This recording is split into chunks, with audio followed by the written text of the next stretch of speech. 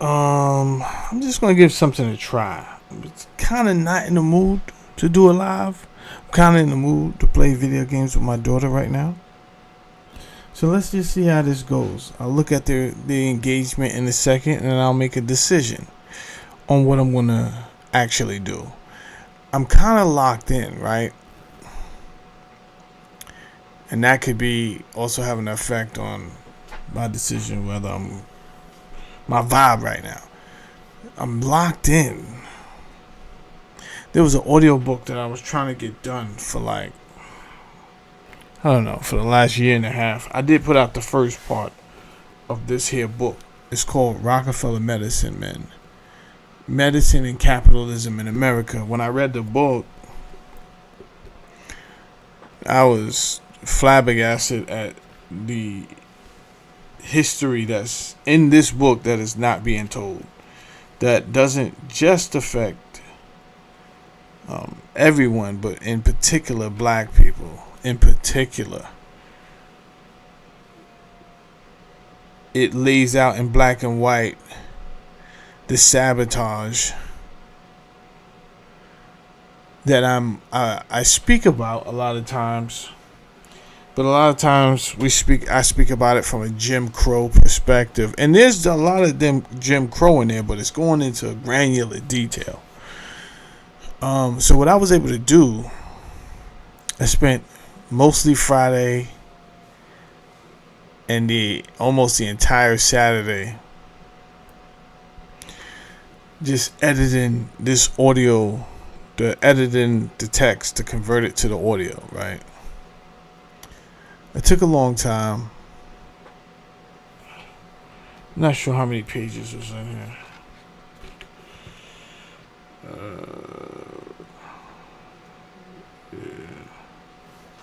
So close to 300, close to like 300 and something pages that I had to convert. But I got it done, the whole book, right? I got half of the book up on Audible right now. And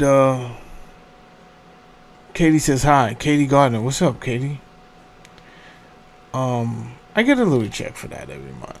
However, bigger than the check, there's a lot of information in this book, and what I had planned to do was play it with you guys. But at first I wanted to see the engagement, because YouTube plays these funny style games, right? So right now the network signal is great. However, the engagement is poor.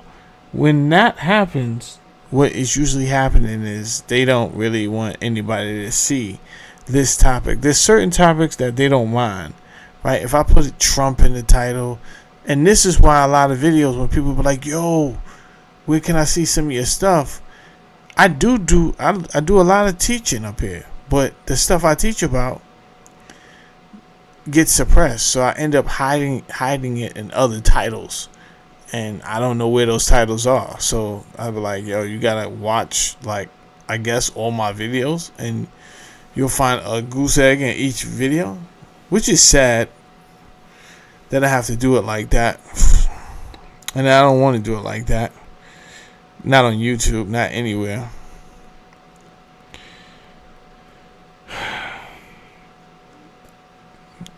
Let's give it 15 more minutes. What I'm going to do is I'm going to play audio from the book. I'm very excited because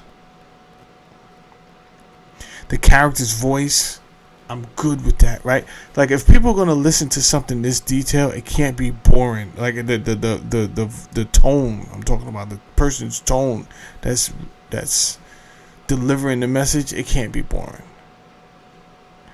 So I'm not even gonna waste time. Let's just go ahead. I'm gonna go ahead and play from chapter 1, and we see what happens. You know what I'm saying? Like, it's a Sunday. I could come back and do this. I could redo the video over. I'm not married to just doing this one time, right? So where should I start? You know what? I'm going to start the introduction, and what I will do. What introduction is this? Because I fixed all these mistakes. Oh, this is crazy. This was crazy. It doesn't matter. This was very difficult to do. I fixed all these mistakes, and now I see the mistakes back. It's crazy. So I don't even know if it took. Regardless. Introduction.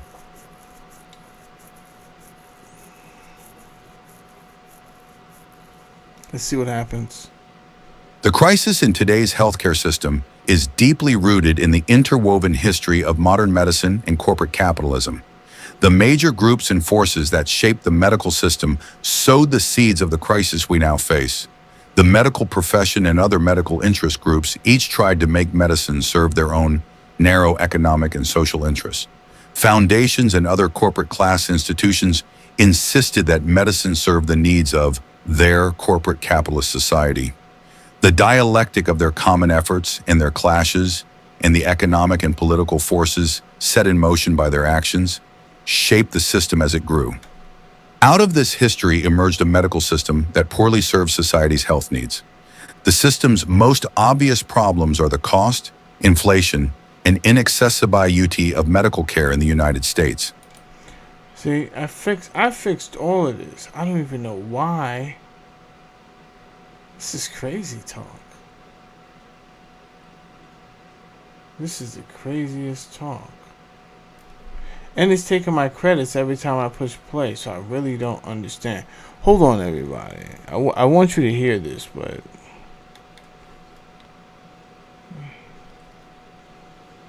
I just don't get it. Let's go back to audiobooks. Alright, let's go to this one. Pending review. Open in audiobooks.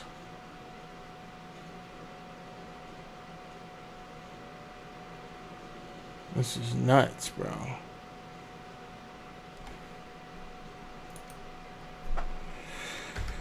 This is crazy.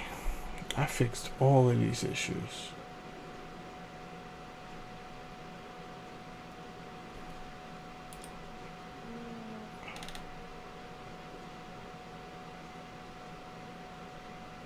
So, let me just explain to you guys. The system's most obvious problem. Let me explain to you guys what's going on. I have to wait for... I did this on 11 Labs. I submitted everything, but it's pending review.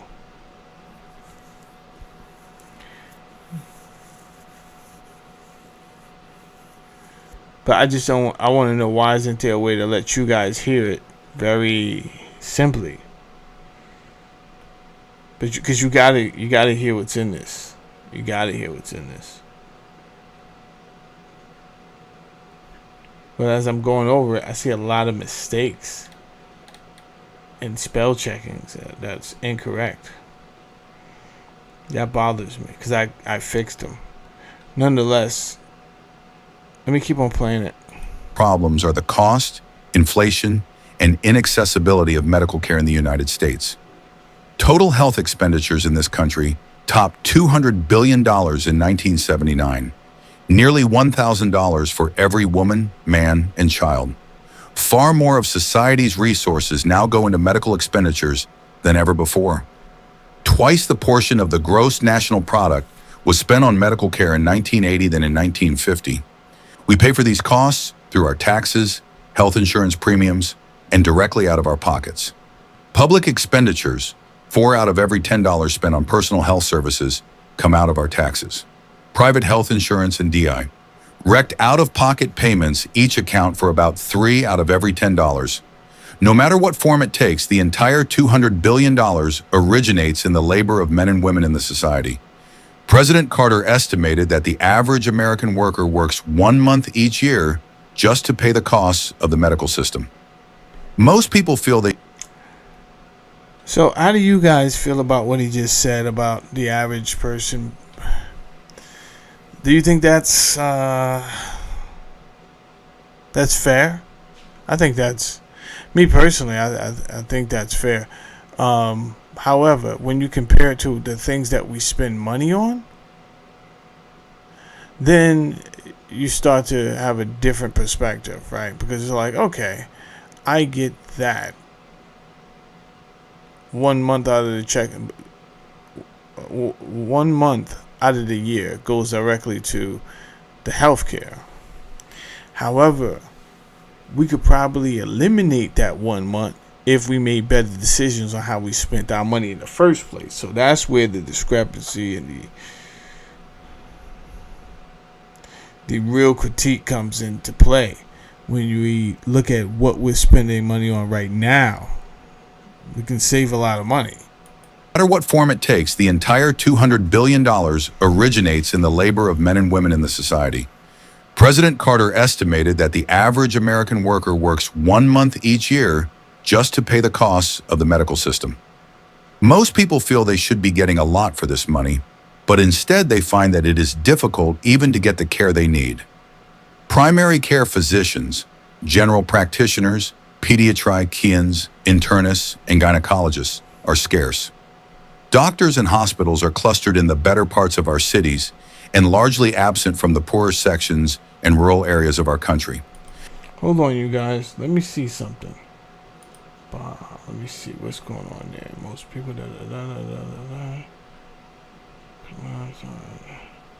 trying to see why I spent a lot of hours fixing this, and now I'm seeing like stupid mistakes that don't make sense.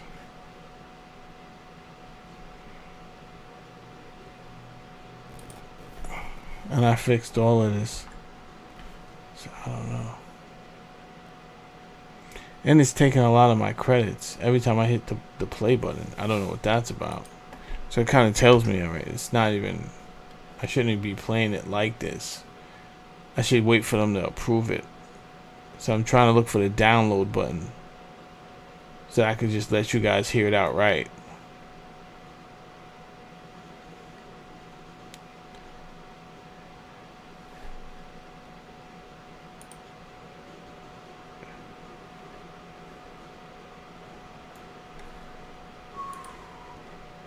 Let's see, back to audiobooks. And it says pending, but it won't even let me download. Let's see, share. Public access, no access.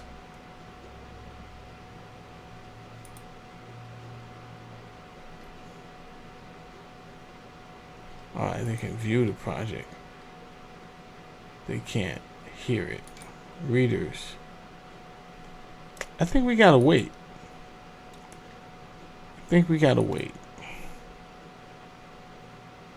But the good news is this. We got the audiobook done. The entire audiobook. And there's so much stuff in there that we're gonna go over.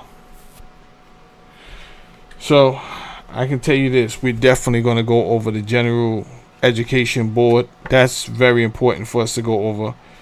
Some of the topics that we're going to go over: scientific medicine, the creation of even the term scientific medicine, philanthropy as a weapon, right?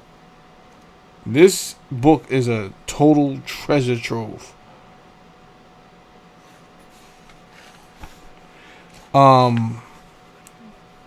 The training for black people was interesting, right? So there was a budget and initiative set aside so that black people could get trained. However, it was presented like it was going to help black people, and I'm pretty sure if you were smart enough, it did help you, right? If you can't be used, you're useless. However, it really wasn't when we really get into it, it wasn't what we think it was. It wasn't. So they had the best intentions for black people, and the Southerners made a pact with the Northern white supremacists, and the Northern white supremacists said, "Hey, we want to build the schools in the South and the blue collar schools, the vocational schools. Please allow these black people to go to these schools without any disruption. And then the white supremacists in the South said, we will oblige. However, they had their own demands for the white supremacists in the North when it came to voting rights, right? And how if they allowed that, then the white people in the North had to be on the same page when it came to keeping the black race at a certain status. And it's all documented here. It's not me. This is not conspiracy theory. This is nothing like me. This is not me being in my feelings. It's all going to come out in this book. They say it in black and white. And they give you the details of which politicians were working with who and all this stuff. And I'm like, damn, this book is amazing. As crazy as it may be.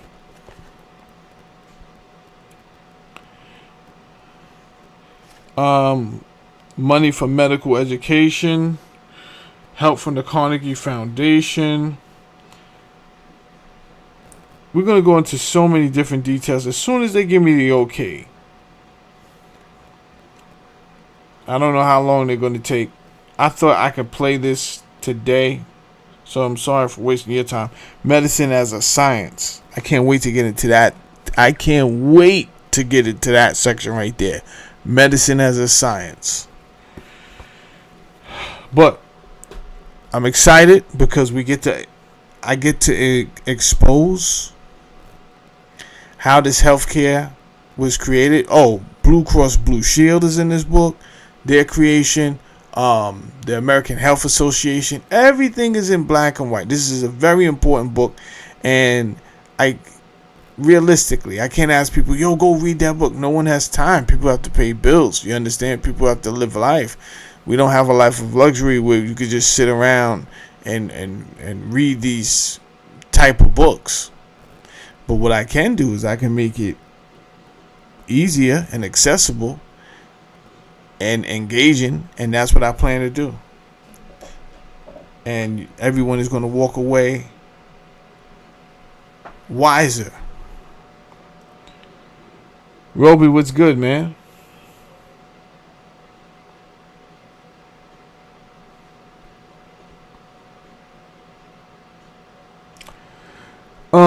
He says every American, so do the math. 300 million, okay? Americans, how much we make a month, right? My math says we're getting ripped off.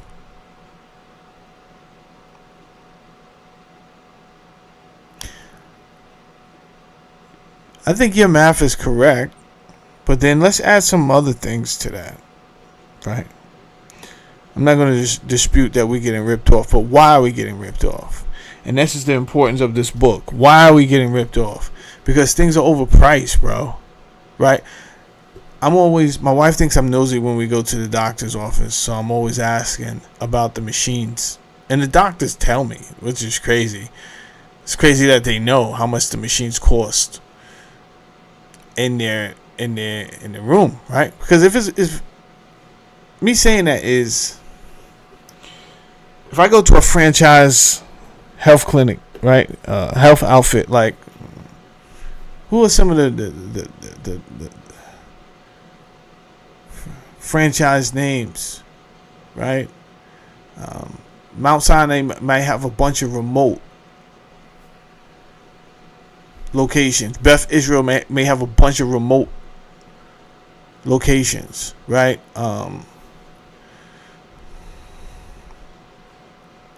Where I live at, you're going to pretty much see the same healthcare provider all through the county.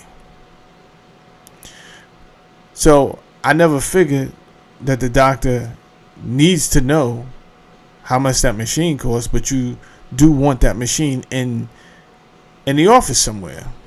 But I always ask, how much that machine costs? And the number is always stupid. The number is always stupid. It's like millions of dollars, right? The same with, if you think about it, the same with our ammunition and our weapons.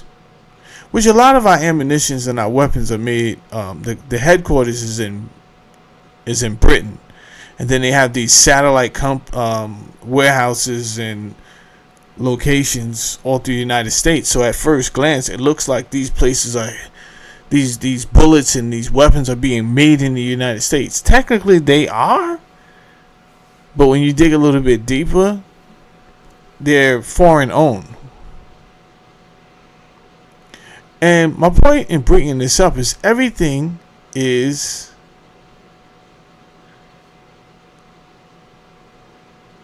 the price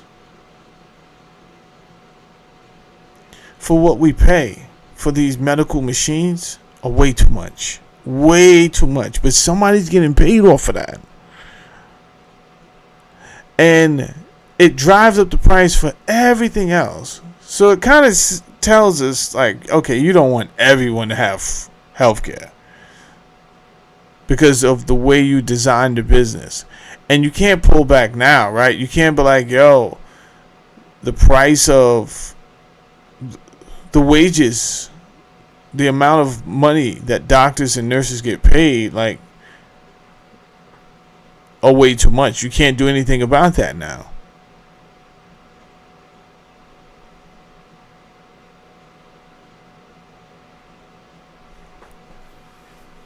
So not only are they getting paid an exponential amount of money, and I think it's subjective if whether you think they get paid a lot or not, and what is a lot, so that's relative. However, what I don't believe is relative is what they're charging for these X-ray machines. What they're charging, like okay, we're not talking about a handmade Patek Philippe or Philippe Patek. These things by now should be able to be automatically made through an instructed automation playbook.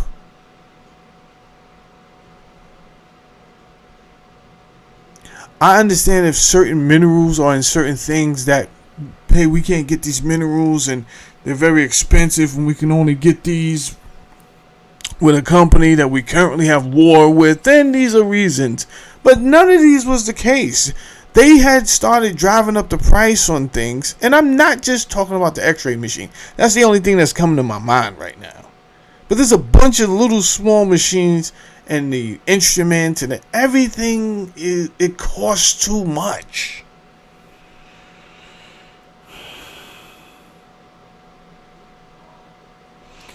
Grimhead says, I think that's $40,000. Has to be because he put 3 zeros after that, right? And it looks like a comma to me, but these are my far-sighted glasses. $40,000 got shot in 2025. So 1 year ago. So far, he invested $40,000 in his recovery. It's a racket that I want us to understand. And why do I want us to understand it, right? And I wish I could play this book because it would go hand in hand with the Tucker Carlson and Kim Iverson. And I don't want to jump the gun. So let's just at least wait 24 hours because this way we might have a great show tomorrow. They may approve me by tonight. And this way when Tucker Carlson is talking, I can bounce what he's saying off the book. And we'll have some resources and not just full of emotion. And with that, you guys got ammunition to write to your senators because the senators are full of shit. I'm just letting everyone know. They don't mean us any good. Your fucking Botox smile and your nice fancy suit. Who sent you there? We sent you there. But we can't offer them the amount of money that these pharmaceutical oligarchs can offer them, right? And their minions, and let me tell you something, their minions are out in droves, Jack. You understand? I have first-hand knowledge. I was an Uber driver in Jersey.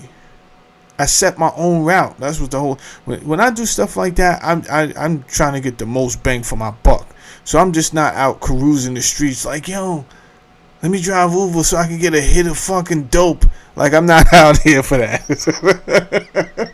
Right? I got to turn it into the most, I got to maximize my potential out here. So when I did Uber, I tried every shift. And then I found out if I wake up at 3 in the morning and then I'm already out there and just sitting there waiting by 3:30 with my coffee, them fucking airport calls, they come in. So it depends. It depends. I don't even know what it is now because Uber cut me off. I'm deaded. I can't drive for Lyft or Uber. They deaded me. I don't even know why they deaded me for Uber. I do know why they deaded me for Lyft. I got involved with some shiesty Dominicans in Washington Heights. Serves me right. Fucking around with Dominicans. It serves me right. Right? But I don't have any idea why they deaded me on Uber.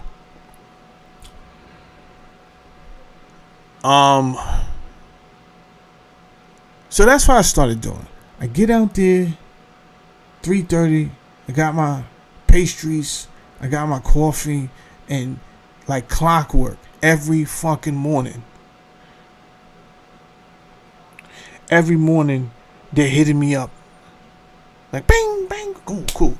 Who am I picking up? I'm picking up pharmaceutical reps that's leaving, right? And this what tells me where to go. It's like, I know where to hang out at.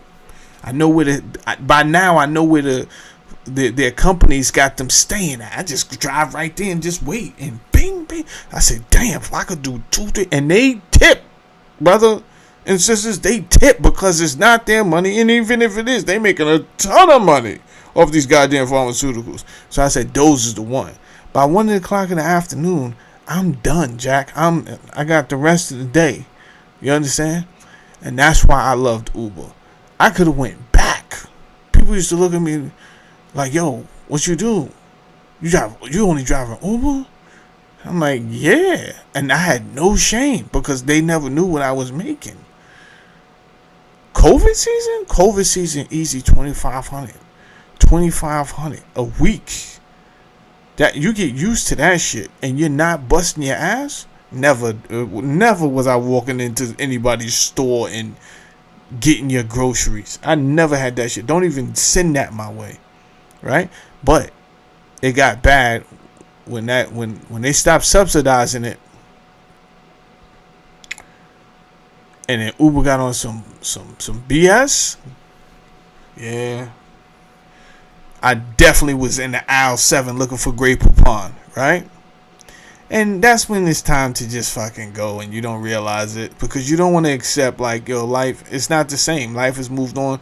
Who moved my cheese? You got to move on now. You got to move on. You don't want to let it go because you think about days of yesterday. Like, damn, I was just making $2,500 a week. That shit was sweet like bear meat. Oh, sweet like bear meat. Give me 1 second.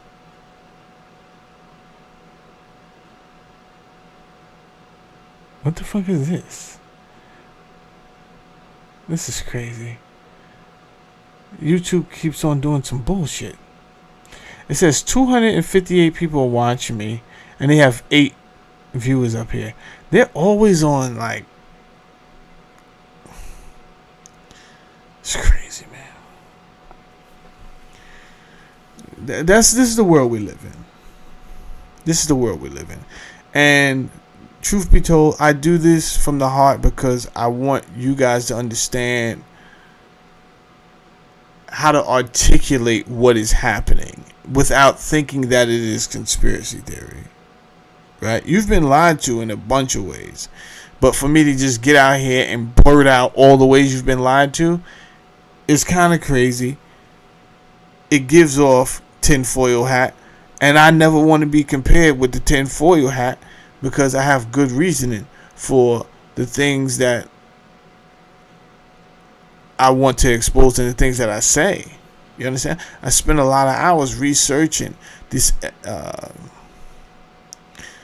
What would we call them? I like to use the word esoteric, but All of it is not esoteric. All of it is not hidden. Some of it is just not exposed. So I wouldn't say it's all esoteric, right? I can read Jordan Maxwell, which I am reading right now. And I could fact check Jordan to see if he's telling the truth.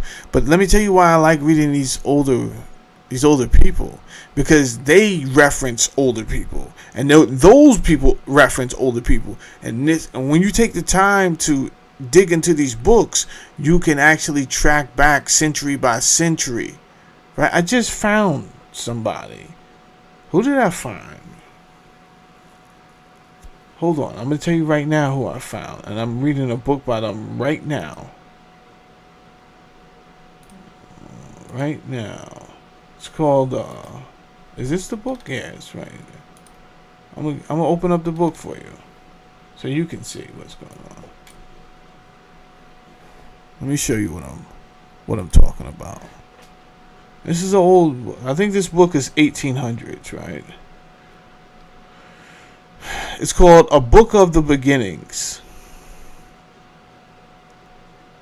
Right? Now, I found this guy, Gerald Massey. I never heard of Gerald Massey before. Right? How would I even know his name? Who in 2026 is bringing up Gerald Massey? Well, I was reading an older book, and it referenced Gerald Massey, containing an attempt to recover and reconstitute the lost origins of the myths and mysteries, types and symbols, religion and language, with Egypt for the mouthpiece and Africa as the birthplace. You understand? Look, London, 1881. Now, when I go through this book, what happens is he got to mention his sources. So we're already into the 1800s. No doubt he's going to lead me into the 1700s to the 1600s. You understand? This is why I love these old books. Look, right down here.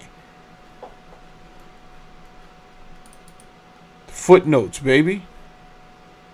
So, Ancient History from the Monument by Dr. Samuel Birch. What do? We take that. We open that bad boy up.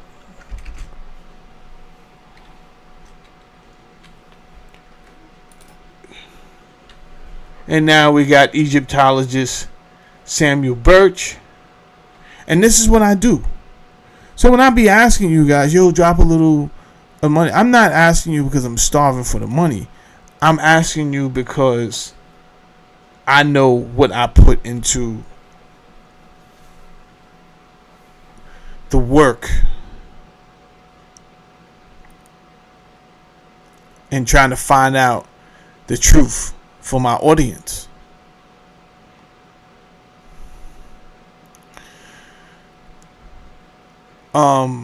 You have Bill Gates.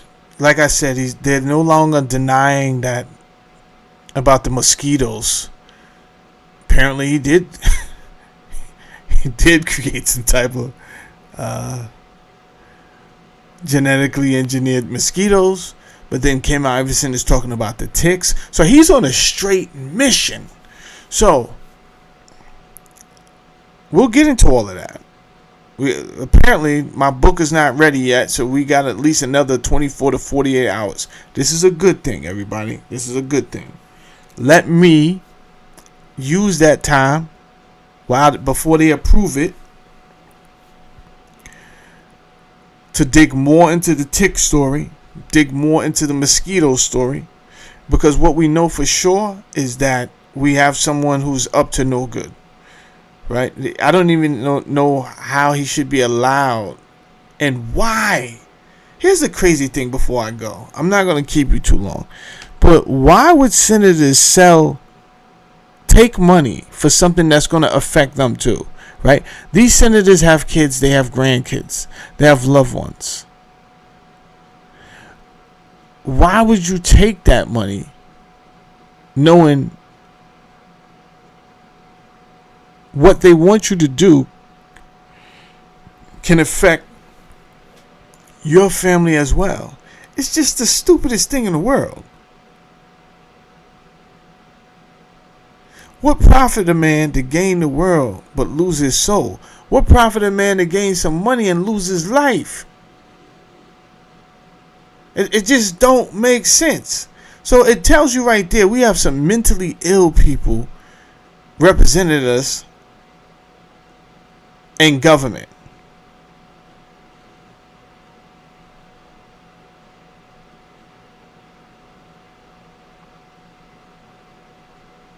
It's just the craziest thing in the world. Alright, so the book is not ready, but I did do it. So, and you'll be able to get it. I put the price point at $4.99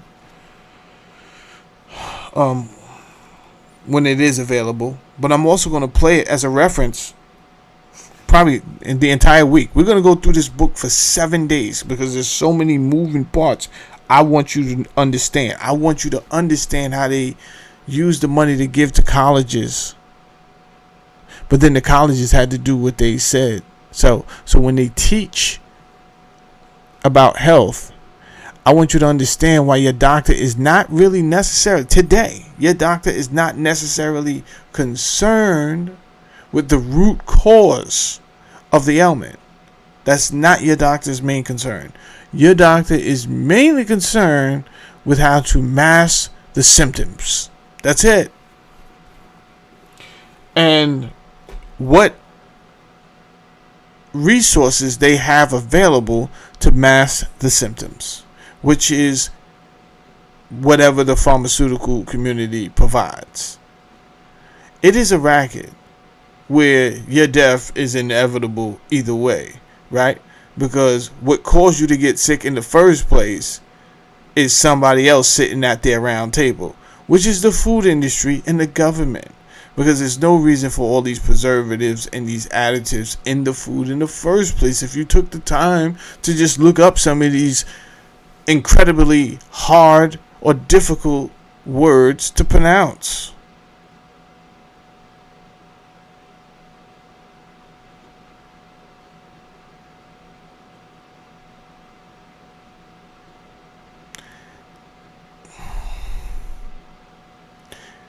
Couple more things before I end. I know I keep on saying I'm going to end, but I keep on thinking about something new. It is just incredibly frustrating because the truth is so veiled and obscure. However, just like I brought up last week, the NSC, National Security Council Derivatives 10/2,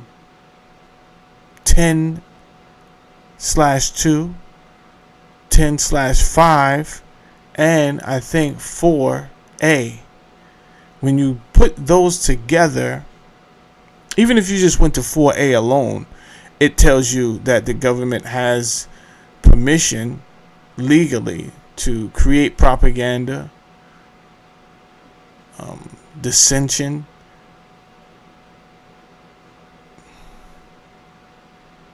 all the things to fool people and make them, they don't have to tell you the truth. None of these things. Legally they could do it in the name of security. That is wild. Because if these departments decide to work for whatever reason with the food, drug, and pharmaceutical industry, what do you have? You have a cocktail for genocide at another level. And if it is in their best interest, because they believe that, hey, too many people on this planet, I just want you to know legally where they're at with it. And I want to show you, hey, this is not a joke. This is not me with some tinfoil hat on up here yelling conspiracies. No, it's there. It's just that people make more money doing other stuff on YouTube, so they don't really have time for this type of content. I just so happen to think this is a calling on mine, and I don't make no money from YouTube like that. I never have, so I haven't started paying bills with YouTube money.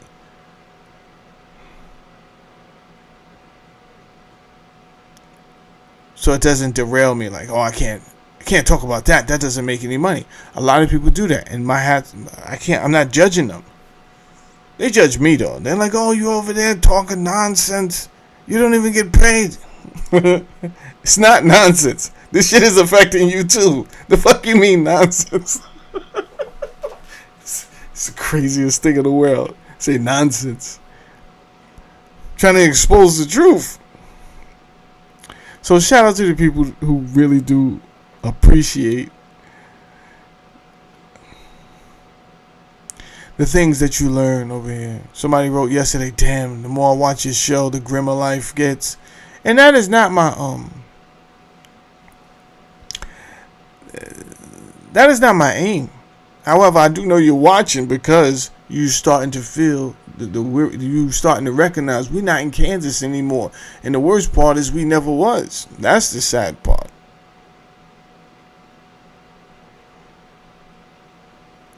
So we're going to keep on doing this until you lift your head and you be like, all right, actually, who are these entities around us? And I think that's the big question, right? I could tell you who I think they are. But until I could first, let me show you all the things they're doing against you.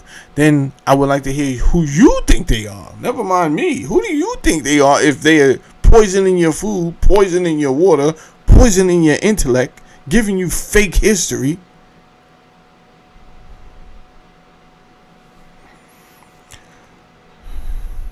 Right now, I'm also studying Madame Blavatsky, but her work is super hard to study because she has these works that are written in like this bullshit poetry, and who needs poetry?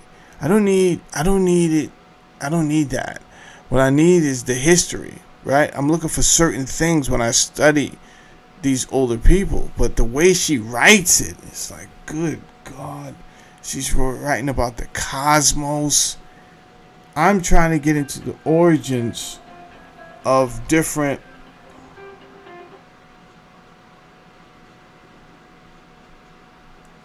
The reason I'm studying her is because she was one of the first to really acknowledge the different star seeds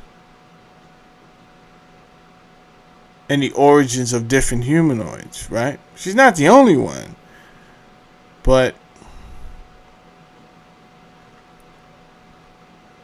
she speaks about the Pleiadians. She speaks about the Atlanteans. I'm not in a rush to denounce everything she says because maybe some of her conversation is a little bit more mystical than I would desire it to be. Right? I think there has to be an alchemic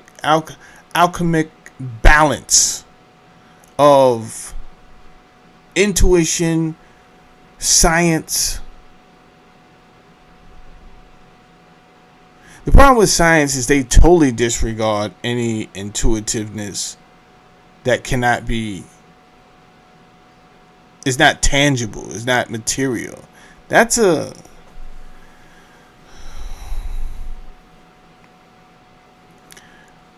leaves a wide gap, in my opinion, right? And then you have the total opposite in the extreme, people they don't seek to get as much evidence as the scientists because they're just going off the telephone game of history and their intuition. It's like, all right, we can't live like that either. So we can't disregard everything because you can't prove it right now. And then we can't just be living off of fucking 4-leaf clovers and fairy tales either. There has to be a compromise. And that's where, and I don't understand why there's not a compromise with more things. Not just history, but also politics. Why do you have two parties? And then the two parties are totally irrational.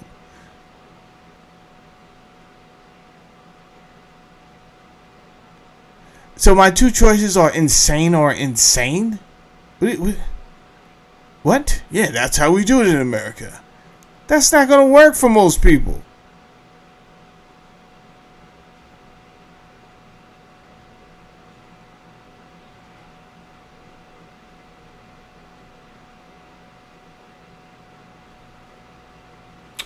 Hold on 1 second. I'm waiting for my YouTube to come back. Give me 1 second. If you're still there, it says that you're not receiving enough. Anyway, neuropsychosomaticism asked me if I have read,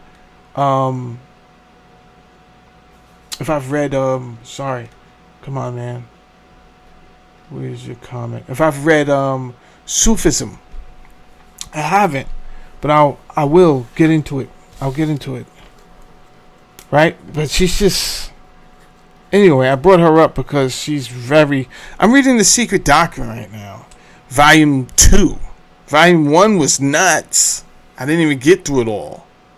Right? And so what I did was I asked AI, hey, this is what I'm looking for. Am I going to find it in Secret Doctrine 1? He's like, no, definitely not. She doesn't get to that until Volume 2. So I just jumped to Volume 2, right? Because Volume 1 was putting me to sleep, man. I'm telling you, it's a rigorous experience trying to get this information for you guys. But it is well worth it, because if people like myself don't do it, and it's not just me that has been assigned to do this. There's a bunch of me's down here on this planet right now that has been assigned to do what I'm doing. So I'm not in competition with anybody. I'm just doing what I'm supposed to do. You will know what is your purpose. Right? You will know. You will know. And don't be shocked that someone's purpose is to be a demon. That's who they are. If you didn't have light, then dark wouldn't really matter, right? So there's a duality to everything that exists. You may be disappointed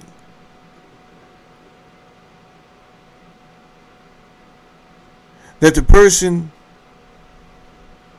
you've grown to love or admire or whatever it is, you enjoy them, and then you find out, oh, this person's a demon. Yes, they are. Yes, they are. That's how this planet works. We all have a calling. Right?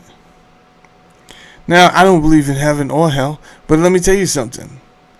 If everyone made it to heaven, it wouldn't be such a great place, now would it? Nah.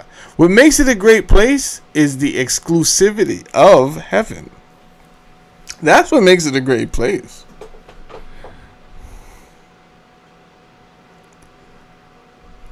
What am I reading? Because I forgot I was reading allegedly an older document, right?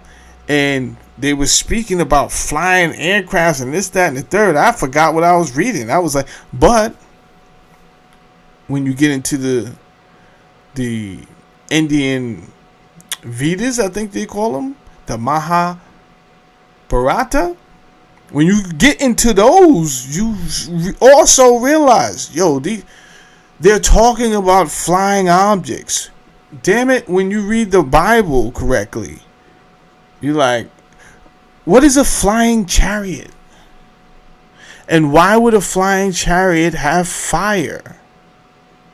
If a regular chariot didn't have fire, what chariot with horses did they speak about that stayed on the ground? They only spoke about the fire coming out of the chariot when what? When that thing was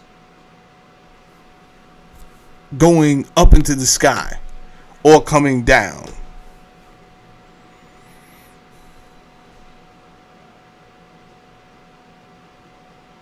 So the reason I like these books rather than AI, because first of all, I used to work for an AI company. I used to work for an automation company, and they specialized in automation and artificial intelligence.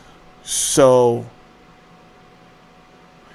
the boss he changed my position. He was like, I know I hired you for this, but this is what you're going to be doing now. Right? So me getting into machine learning, I started to learn how this technology is making decisions based off weights. Which means, in my opinion, things could be biased a little bit, right? Because if you alter the weights, the biasness, then you can fine tune your AI on what it agrees with, what it accepts, this, that, and the third. So if you use all the three major AIs like I do, I use Grok, I use ChatGPT, and I use Gemini AI. Sometimes on one project alone I'm using all of them because they all have different temperaments, right? But a lot of them won't, some of them won't tell you the truth. You have to know. I'll ask a question knowing the answer. It'll give me something false. Then I say, oh, what about this? And they say, oh, yeah, thank you for correcting me. They was never going to tell you. You understand? So it seems like there may be some type of initiative not to tell to get the AIs not to tell the truth. However, God bless the old libraries, but dig this. Why do you think, I'm just asking, why do you think many libraries was said to have been burned throughout history? Mainly the Library of Alexandria. You know how crazy you have to be to burn a library of history? I'm talking about you don't care about nothing because you purposely want to erase something. But why? Why do you want to erase all of that knowledge? The planet has been here for billions of years. I am under the impression that we had to restart a couple of times. But I'm also under the impression that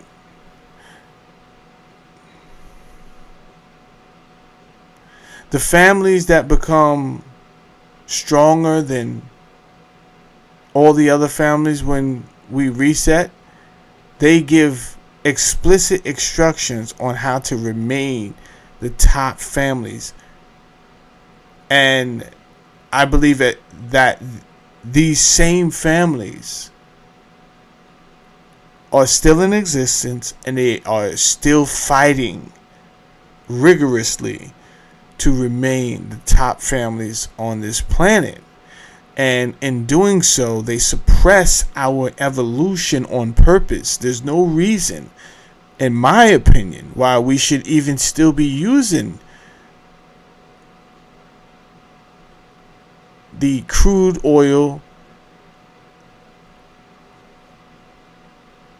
at the rate we're using it, especially since we know other options of resources have come up for not only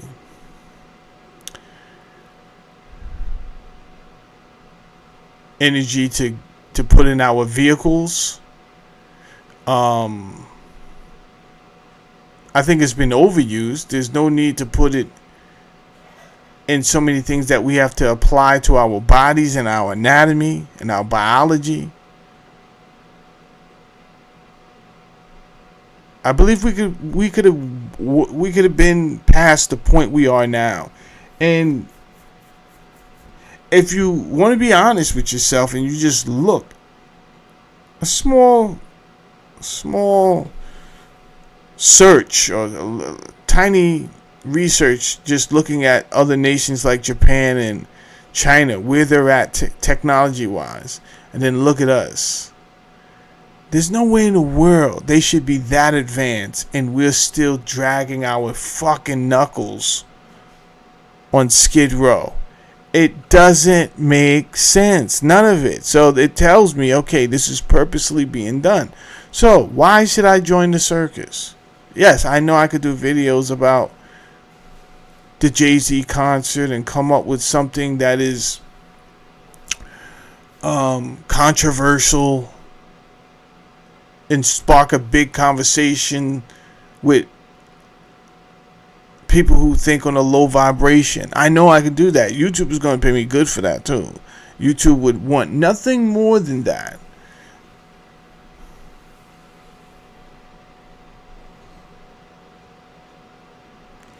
Couple of things. One, I would immediately feel like I'm violating myself, because I would be, because that's not my purpose. How do I know? I get more fulfillment and more enjoyment about talking about what I want to talk about, even though it gets lower views.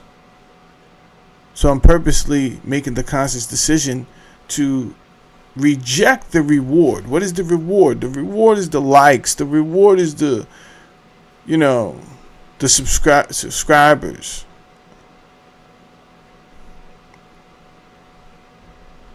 I got close to 400 subscribers in the past 3 weeks for talking bullshit. And here's the deal. I wasn't even talking it. I know how to talk bullshit without talking bullshit. So when I call bullshit, it's a conversation that's beneath me. Do you think I give a fuck if anybody ratted? They didn't rat on me. I'm not doing crime. I haven't done crime. Well, I can't say that. But I haven't been in these streets in a long fucking time waving my pistol around, Jack. And let me tell you something else. I'm not doing crime with you. So do you think I care? No. So why would I get involved in these conversations? Because I'm fishing for subscribers. And I know how to get them. And they come over. Why do I need you? Do I need you to give me validity? Because no, I don't need you to give validity. I got a fucking classroom going over here. So anytime I feel like, okay, I need new students, I go get them. And they come in rough, uneducated, docile, if you don't mind. Huh? Fucking fools. Yeah, sit down. Have a seat. Who snitched? Yeah. We'll get to him in a second. Let's talk about the technology that can edit your DNA. Let's talk about that. We'll get to who snitched in the 80s. Oh, he's a real one? Yeah. I heard he's a real one. Now, do you know that there's a technology out here, huh? That can create a fucking child half deer, half fucking human. Do you know that? Are you interested in that? Carlton Stanton, what's good, man? Huh? Do you know they have technology that can silence you from having children? Yeah.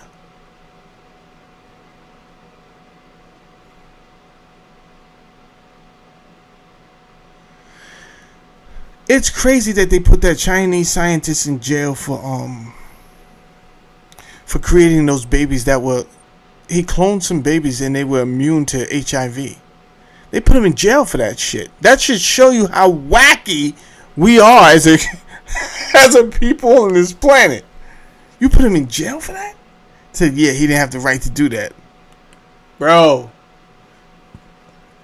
You got Netanyahu out here fucking blowing up Palestinians like they're fucking whack-a-moles at the carnival. And you're not doing shit. And here's a man who, okay, he tested some technology. He made them immune to AIDS. I think, if you ask me, you're really mad that the story blew up. And now we know that no one has to have fucking AIDS. No one has to have AIDS. No, you know how to make people not have AIDS? And you're mad at him and you threw him in jail for that?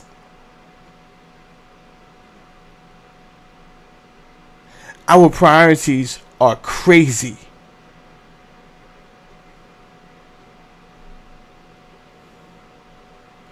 RSG Music says they've been cloning since ancient times. Wake up. Are you talking to me, RSG Music? I need my response to be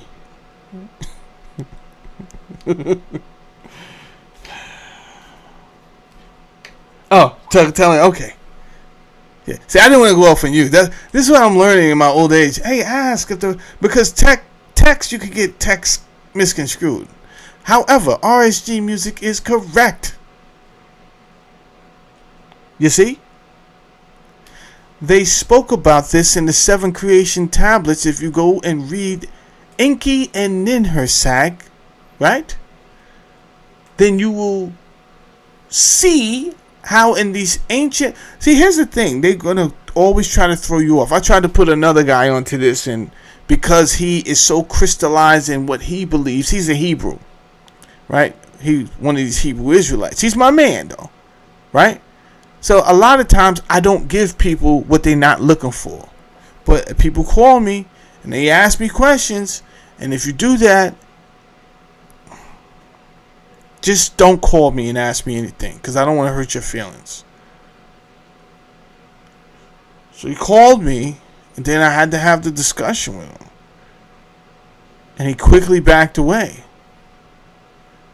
Right? But anyway, before... He quickly backed away because... Right? I test your temperature. So I may ask you something. You come to me and you're a Hebrew, I may ask you, yo, what's the name of the Most High God? Right? And when you don't know the answer, I don't give it to you. I tell you to go look. I'm not giving you the answer. Go look and come back and hit me up. Alright? You a Muslim? I say, yo, what's up with the cube? The black cube. What does that represent?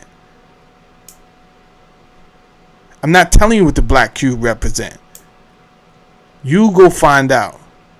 If I tell you it's propaganda, if you go research it, you're going to read that shit with your own eyes, and now you have to internalize it, and now whatever you do with that information is on you. Guess what?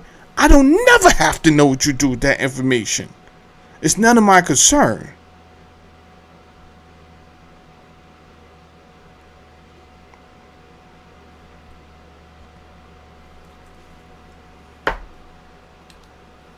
So I said, listen, bro, go and read this tablet here. And he hit me back and said, yo, they said that's myth. And what do you think you're reading? If that's myth, which they took the time to chisel out, in fucking clay tablets, all right, fine. I'm not here to fight the validity of it being absolute truth or myth. That is none of my concern. However, I think I take offense of you thinking that's myth, and then what you're reading is absolute. Like, that's bananas to me that you think Jonah got swallowed by a whale and was in his belly for 3 days. What?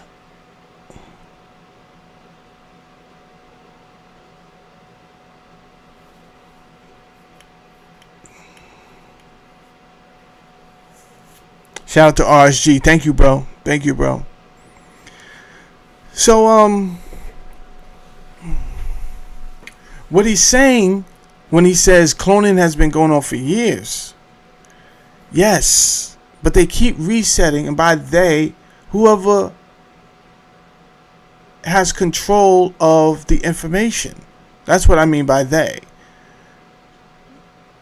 The information keeps getting filtered and abolished. Some say it's in the Vatican. I don't know. I can't tell you. I've never been to the Vatican. So I would only be repeating something that I'm truly not sure of in the first place. I'm not saying it's not.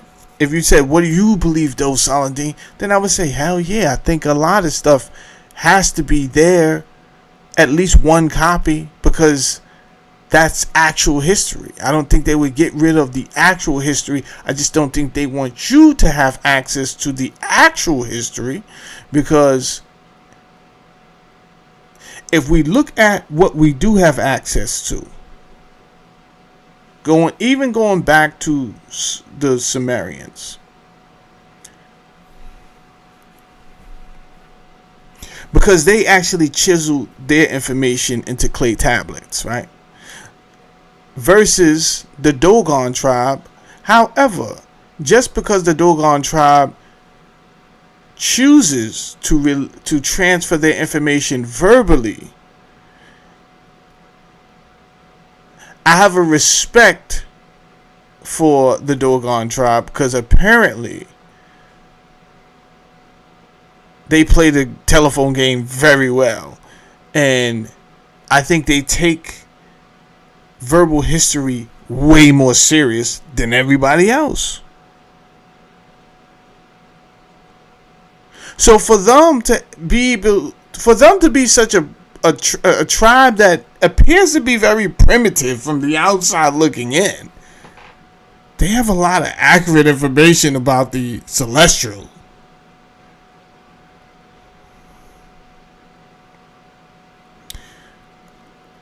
Nonetheless, apparently these Anu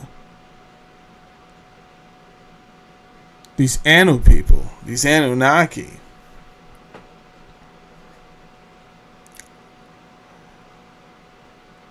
there is evidence, myth or not, there's acknowledgement that these entities were able to genetically engineer people.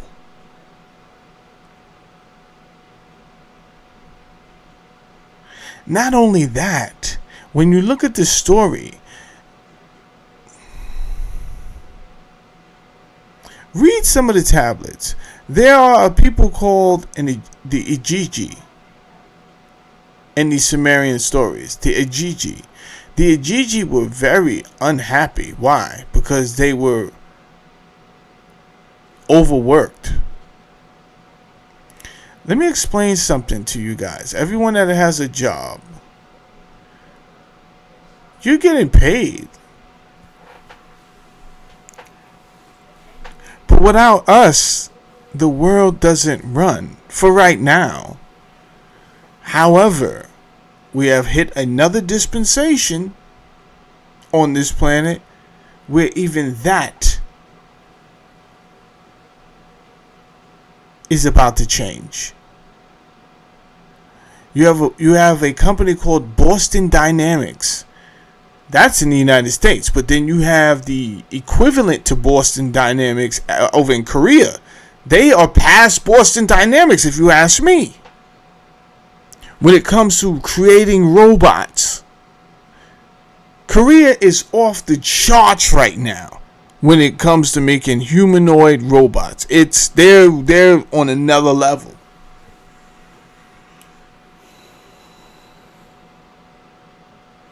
Yo, peace to the gods. Original man is in the building. He says the holy tablets, peace to the gods and earth. Yo, peace to the gods and earth, God.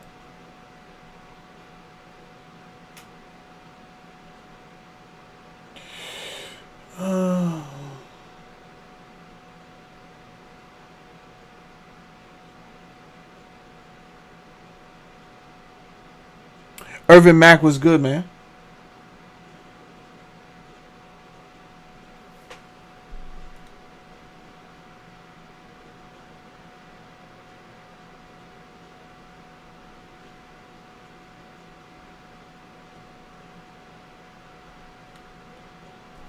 Great example.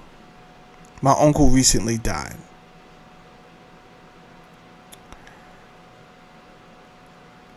For those who watch my show, know that my daughter's only in the 8th grade, but she's also in college at the same time for the summer, right? And she's kicking ass. Like, she is winning awards, academic awards for intelligence. She's busting out the grades. Now, mind you,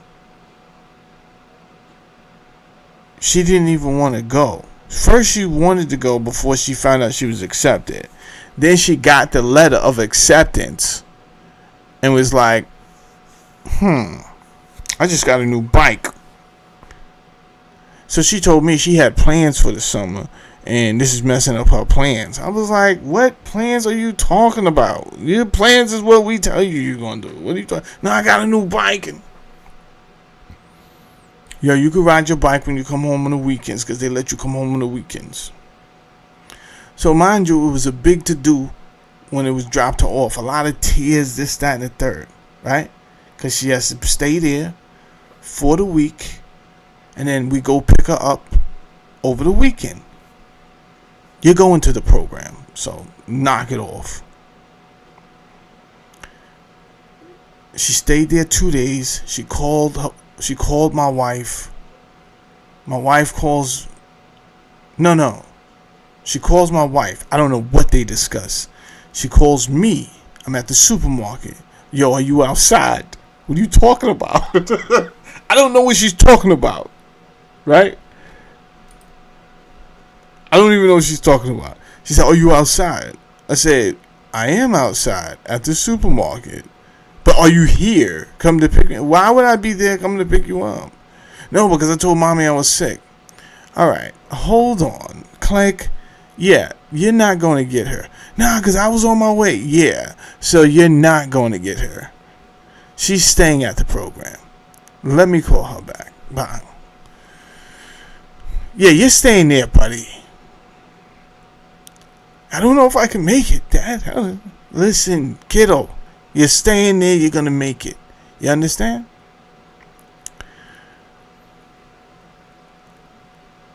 Obviously, I went through the same thing when my mother sent me to the boys' club on the south side of Mount Vernon with all the underprivileged kids. I was like, I don't know. Nah, we're going too far. Let's talk about this. Let's talk about this. Nah, you're going, buddy. I'm like, no. Like, who are these kids? You're going to find out. What? And by the end of the program, I didn't even want to leave the damn program. All I had heard is who these kids was.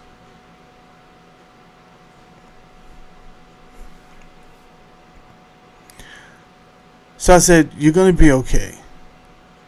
Anyway, she is having so much damn fun at this program now. And she's kicking ass. So when my uncle died, my wife told her, but then immediately said, nah, I'm just joking. He didn't die. So I was like, hey, wait, what's going on? She's like, nah, I didn't want to throw her off. So I understand my wife's reason is sometimes for lying to her. Maybe the government is saying the same thing. What if you knew for a fact that this earth gets hit by a comet every 3,500 years, like clockwork, or every 28,000 years, like clockwork, and we're up and we're due for another comet to hit? Or what if, in fact, Nibiru did orbit the Earth every such and such thousand years, and the gravitational pull of when it orbits does disrupt the continents, the water, everything else, this continental shifts, water, this, that. What if that actually is true? Do you want these people to know? What would that cause? Are people going to come into work? Or they're just going to say, fuck it.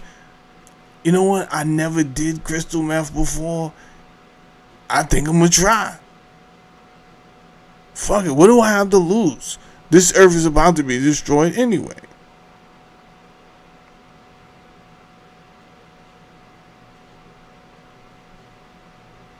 Look at what we do when we don't think there is any problems. Right? I'm still on the fact that white people were hanging black people in this country and then slicing their skin and eating their flesh. Bro, I said, nah, this is conspiracy theories. This is bullshit. Turns out it wasn't conspiracy theory. You know, something that is like telephone, and they can say that, oh, that's what happened with Nat Turner. And you think that was a one-off situation, and then you find out, now they did this couple times, several times. What the fuck are you talking about? There's people that was out here cooking these people. Who are these people? You understand? This is what people are acting like, humanoids are acting like down here on this planet with no information that we're in imminent danger. What are they going to do if they hear that, like, yo, we're really in imminent danger? Now, there's a few signs that tell me something has to be going on, because Elon Musk is working feverishly to get off this planet. Feverishly. I've never seen more concern to make Mars livable with fauna and flora and H2O. And the fact that we created is it a fifth or a sixth branch of military called Air Force, not the Air Force, Space Force. And yes, I'm still trying to get a job in Space Force. I was close. It's close. They called me back. They called me back just to tell me they didn't think I want the job. I was like, what are you talking about? Why would you call me back to tell me you don't think I don't. I'm looking at your resume, man. This is above you. This is not what you think it is. Bro. Stop killing my dreams. Will you just let me in? I will figure it out from there. That's what I do anytime I get somewhere. Just let me in Space Force, please.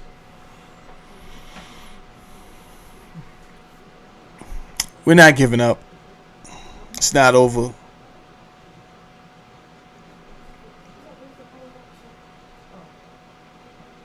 However, the amount of jobs they had when they first started, they've dramatically decreased.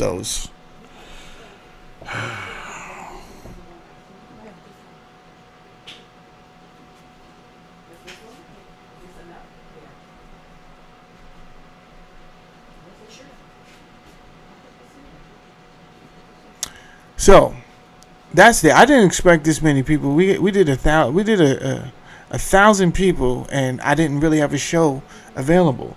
Let me just see if the audiobook is ready, because we were supposed to be talking about the new audiobook that I have. I wanted to play the audio so that we could break down this book of how Rockefeller and Carnegie, in my opinion, single-handedly created where we are now. And where we are now is not a good thing. We could have a better healthcare framework. It is, in my opinion, it has to be destroyed, because what we've built on top of this monstrosity that we call an industry, a healthcare industry. This is not a healthcare industry. The safeguards were not there, and it allowed basically the equivalent of a coyote inside of a hen house. You understand? We're being exploited on every level, and these people have been able to sit down at a round table and devise plans, in my opinion, on how to not only make us sick, but then what to do when we react to the sickness. You understand? So something in the food and the candy is going to make you and your children sick. Something that doesn't need to be there, like coloring. And this is where Robert Kennedy Jr. was on. He was on the ball, right? And how he even exposed this is beyond me, because I figured they would have stopped him by then. You understand? His family members have been killed for less. For less. So I said, oh yeah, he's up out of here. They're going to kill him. They haven't killed him yet, but I think they got to him, because as soon as his first decision was to endorse MMR. And I'm like, bro, do you realize I voted for you because I thought you were going to really look into these things and these vaccinations, the efficacy, transparent, right? Not just bullshit fake science that the science community loves to get away with by throwing around numbers, and they like to say pseudo. They have the biggest pseudo fucking academics in their community, right? These are not true these aren't people who, in my opinion, who should be true representation of science. strong science. I am a fan of what science can offer. But these are the same people. Point in case. If you're doing a test on whether the vaccination actually works, but you don't test the unvaccinated and the vaccinated, then that's a bullshit test. Right? Never mind all the scientific. I can't provide you with the scientific jargon. But if you're not going to test the unvaccinated and the vaccinated, then, and you're going to give me some bullshit about morality and, well, it's not fair to the people that got. What are you talking about? You guys, now you care about ethics and morals? Knock it off. You're not those people. You've never been those people. So it just tells me you're not serious. And I've just seen enough of these clowns that claim they are the faces of science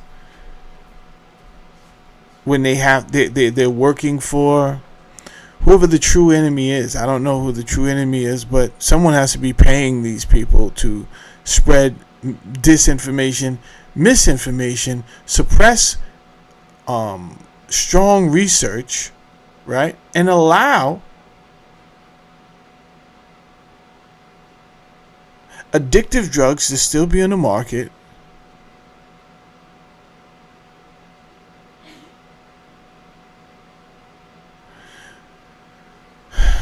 The very idea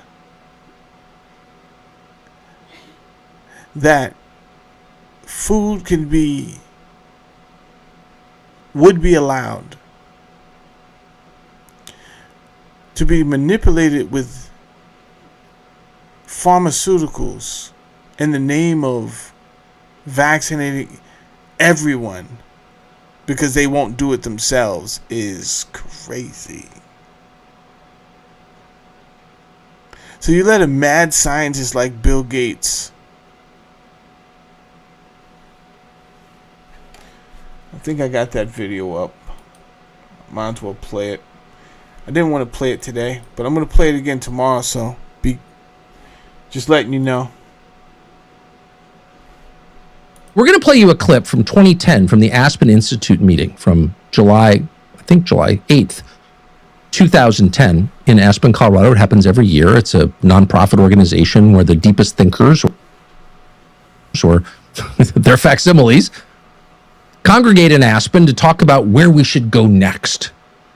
Lots of chin tugging, lots of pomposity, lots of cliches getting thrown around. But occasionally the truth is told, particularly by the more autistic participants. And there's no one more autistic in the Aspen Institute class, of course, than Bill Gates. And that's not an attack on Bill Gates. In fact, it's said with gratitude because people like Bill Gates tend to say things out loud that other people wouldn't because it just emerges.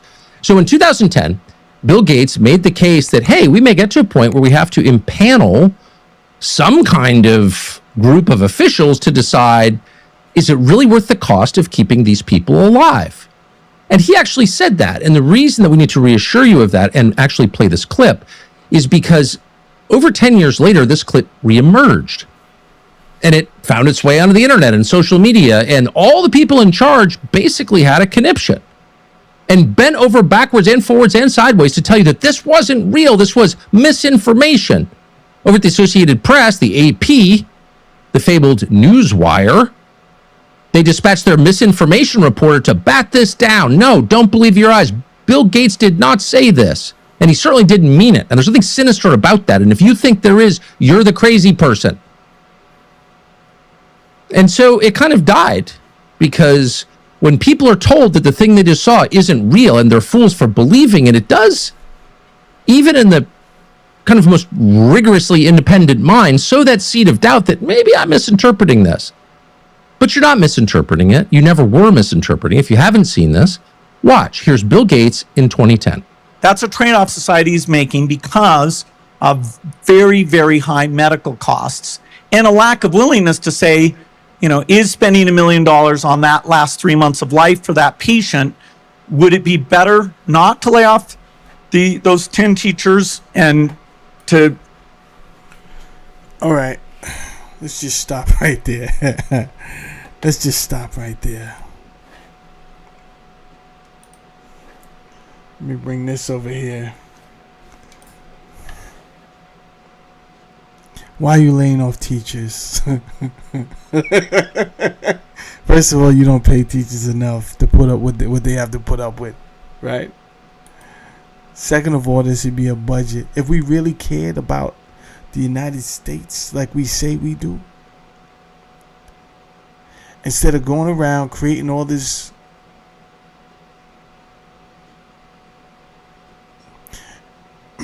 generating this energy for someone to hate us, right? Funding places that would create groups like ISIS and the Taliban, and then backing away like, yo, that's crazy. These people are hateful. What? You gave them the money. What are you talking about? Right? If we could stop playing these type of stupid games that are now exposed in hindsight as we look back at it and say, oh, that's what happened. So there's no reason in 2026 where people should just be still falling for this type of rhetoric, right? And my point,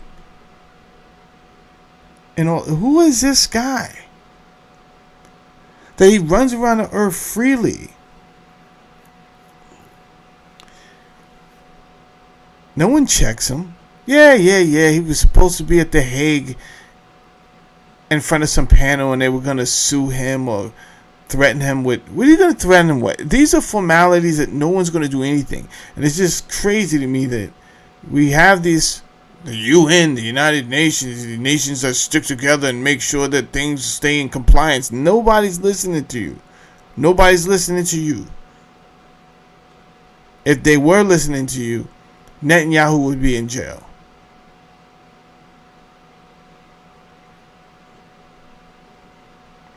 So clearly we're on our own down here. I don't believe in your religion and your God. Whatever your God's name is, I'm pretty sure I don't believe in him.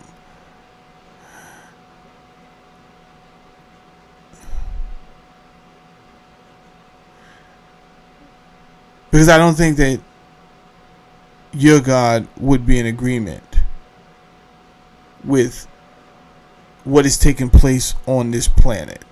I don't think that. And that's not the only reason. I pretty much, at this point, know the origin of your God. And it came much later in society. Much later. Which, what the hell am I wasting my time for? This planet has been here for billions of years. Your God was fucking created in the last 4,000, 3,000, 2,000 years. You shitting me? I don't have time to play games, not with myself and not with you. Something sinister is happening on this planet and I need my wits about me, goddammit. I need my wits about me.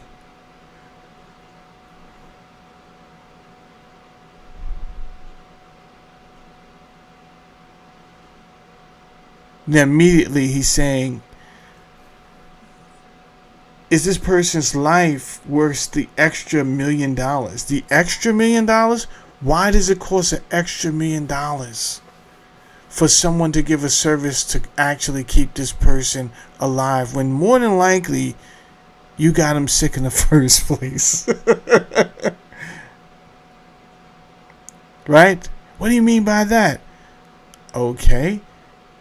Is how we treat our crops, is that the only option?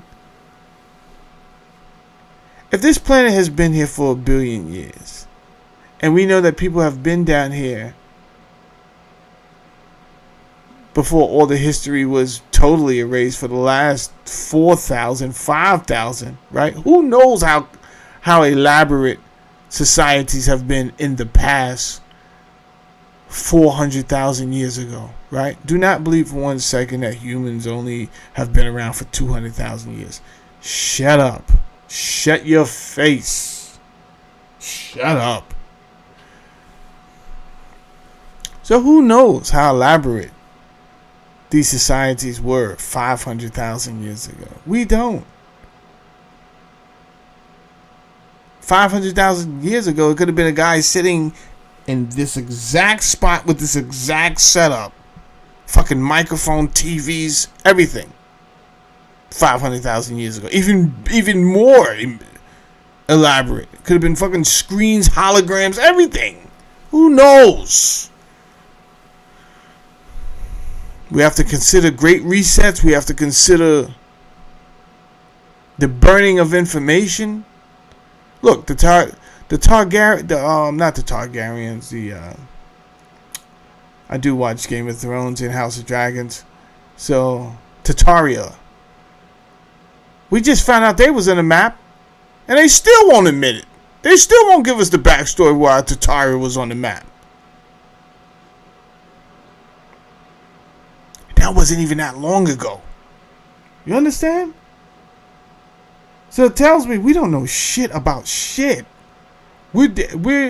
I spend my time trying to put the pieces back together.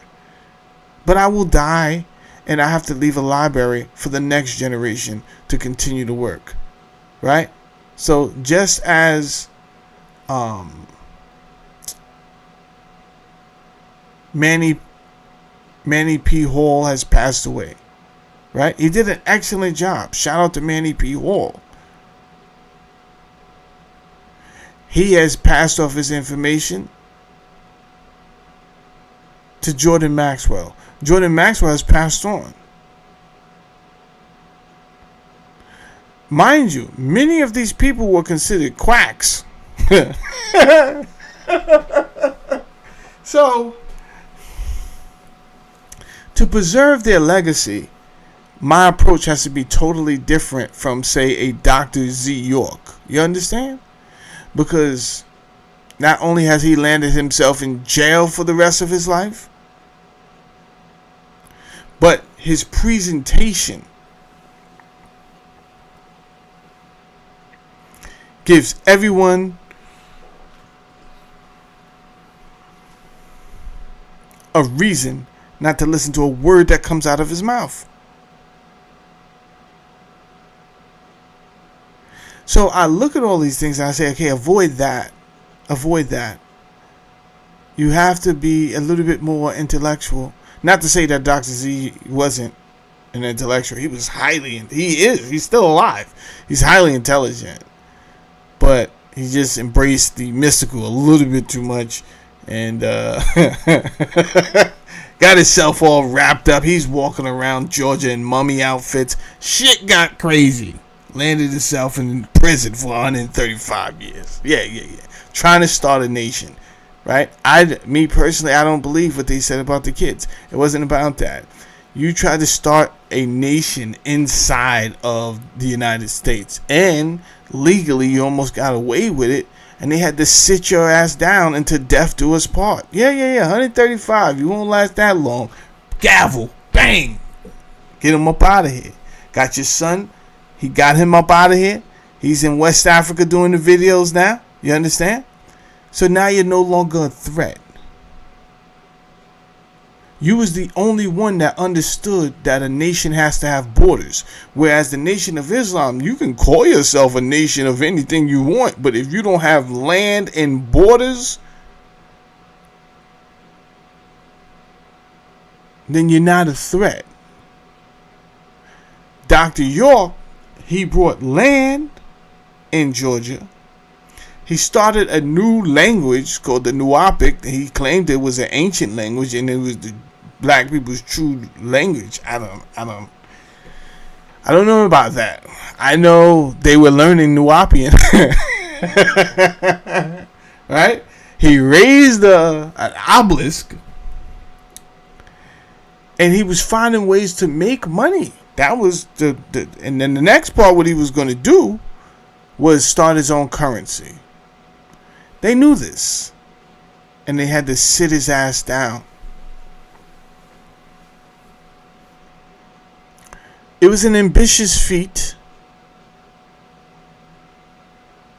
And to be honest with you, I think we could use his mind. But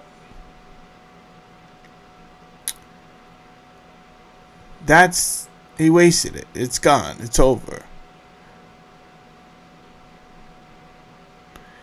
Now you have a bunch of people just talking shit on the YouTube.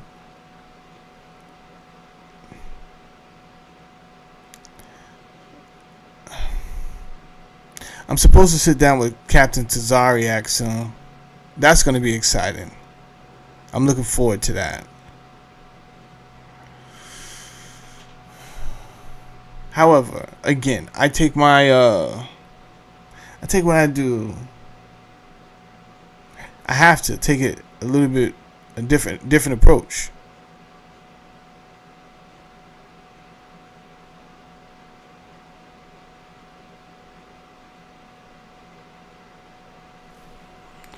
Now this man here, let's get into this fucking weirdo.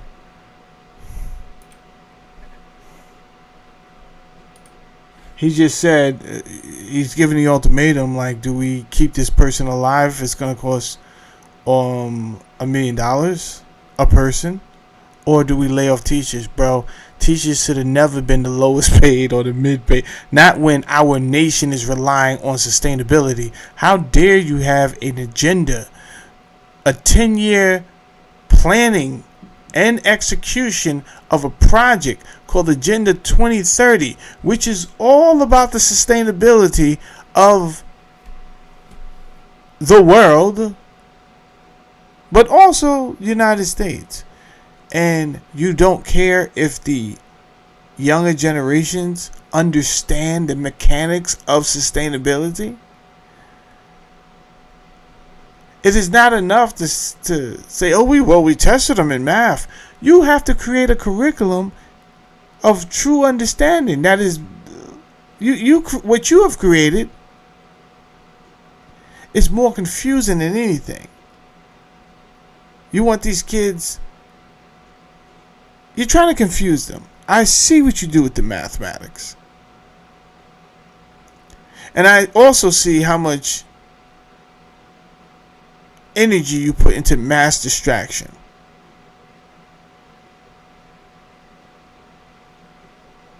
I also see how much energy you put into high anxiety. I also see how little effort you put into the people avoiding high cholesterol, high inflammation.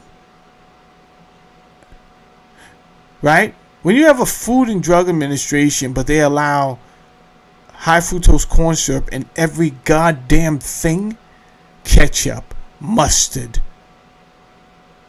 there's nothing that it escapes when you turn over the label. And then you tell me you are the Food and Drug Administration?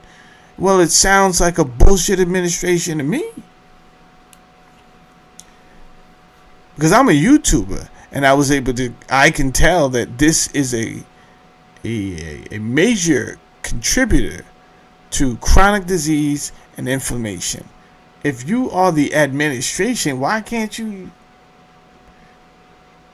do something about this?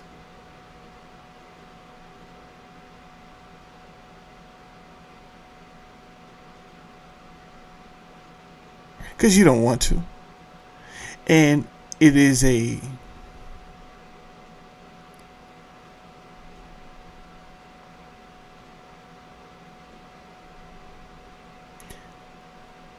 an effort amongst the top industries of medicine, food, insurance. You guys work hand in hand. Oil. I had no idea that so many pharmaceuticals and healthcare products were made with the crude oil. And again, it goes back to this goddamn Rockefeller, John D. Rockefeller, and Carnegie, right? But wait till my audiobook is approved within the next 48 hours, and we're going to go over that page by page. And when I tell you, we're going to get an understanding that you've never got before. Woo. Make that trade off in medical costs. But that's called the death panel. And you're not supposed to have that discussion. Oh, you're not supposed to have that discussion. Bill Gates would like to have that discussion. Of course. There's Bill Gates making the math-based argument that, hey, is it really worth it? You've got this old person, no name, but just some old guy who's dying, and all attempts to revive him and keep him alive are fruitless and stupid because he's not a billionaire. He doesn't have adrenochrome. It's not worth keeping that guy alive. I mean, really? Some surf, whatever. Adrenochrome is crazy.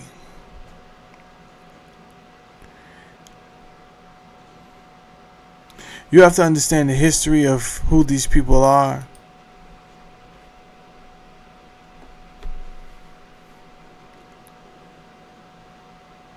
That's why I say I like to point to certain things, but I don't like to give you the answer, right? I may say, yo, what's the black cube about in Mecca? What's that about? Then this will force you to go look into it. You may find some things about the culture of Hagar, right? Find out what they were into, and then you come to your own conclusion. And what you do with that is on you. I don't really care. But the same way with the adrenochrome, right? And then I look and you say you're disgusted by adrenochrome, and no judgment. Right? Because I know when I start to say things that are too real, people will log off. That's your cognitive dissonance, not mine. But you may be a Christian who goes into a church every month, and you symbolically do something called communion, where you drink blood and eat someone else's flesh. Now, where does that come from is my question.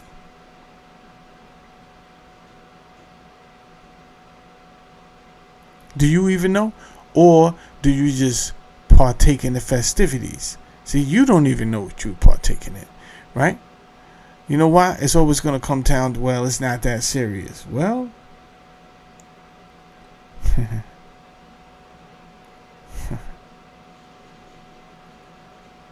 you doing it symbolically. That had to come from somewhere. Maybe there's a group of people that's not doing it symbolically. You understand? That adrenochrome can only be created expert in utilizing this adrenochrome. Neither am I. Maybe we don't know that. Hey, could they get it another way if it wasn't? But that may be the quickest way, and that may be the exact frequency that they're looking for, the exact alchemic balance of this adrenaline in the blood.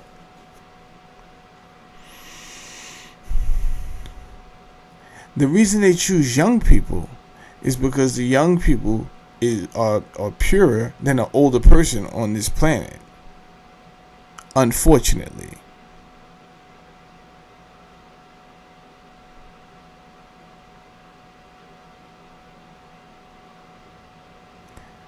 So we got a lot of things going on. We got a lot of fires to put out. But the system is so complicated that they have a section just for your distraction called entertainment, right?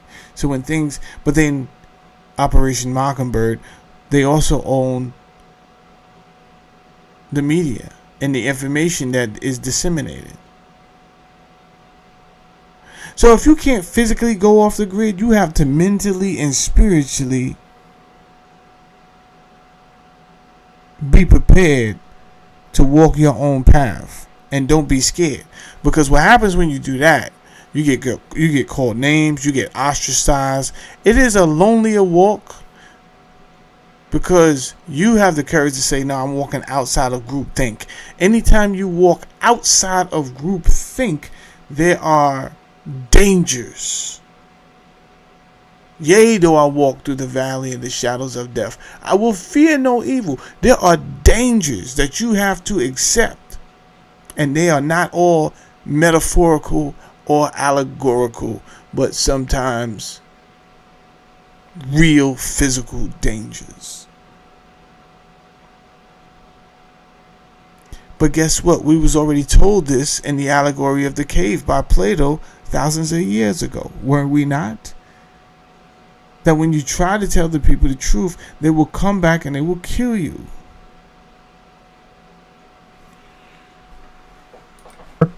But we could take that money. Let's say it costs $1 million, Bill Gates just said. Let's say it takes $1 million to keep this guy alive for a couple extra days when he's going to die anyway.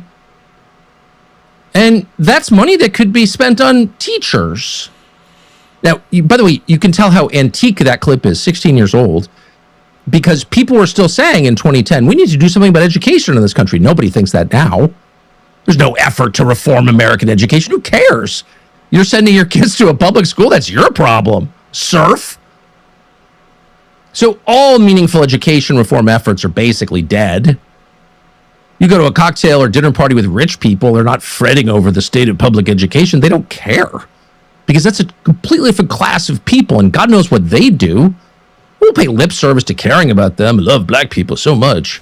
But we're not actually going to try to bring them into the rest of society with like a decent education. Like we've tried that for 60 years. It didn't work. Clearly they're immune to it. And so we're going to kind of pretend that. Hold on. That was ill, Tuck. That was ill. You made me want to go get. All right, this is what we're going to do. I don't want to keep playing. Let me go see if the audio book is done. We're going to come back to Tucker in a second. But I gotta, since he did that, I gotta bring up the book. Now let me see. Is the book still pending?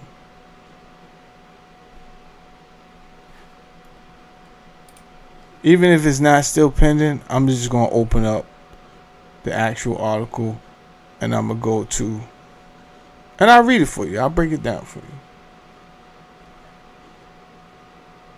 Let me just see if the audiobook is still pending, because I would rather play the audiobook for you. Alright, it's still pending. So we're going to leave that be, and what we're going to do is come over to, we're going to go get,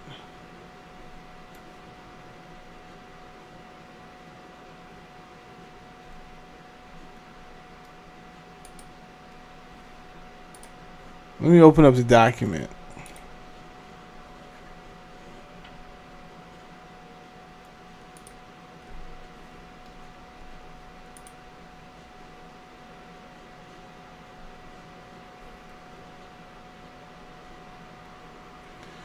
Alright, I got chapter 4, I got chapter 2. I don't know where it is. I got chapter 1. Alright, let's open up chapter 1 in a new tab. Boom.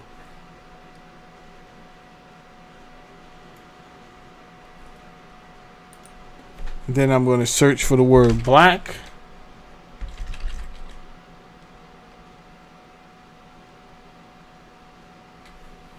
Alright. I could do this too. Boom. Alright, let's just do this for right now.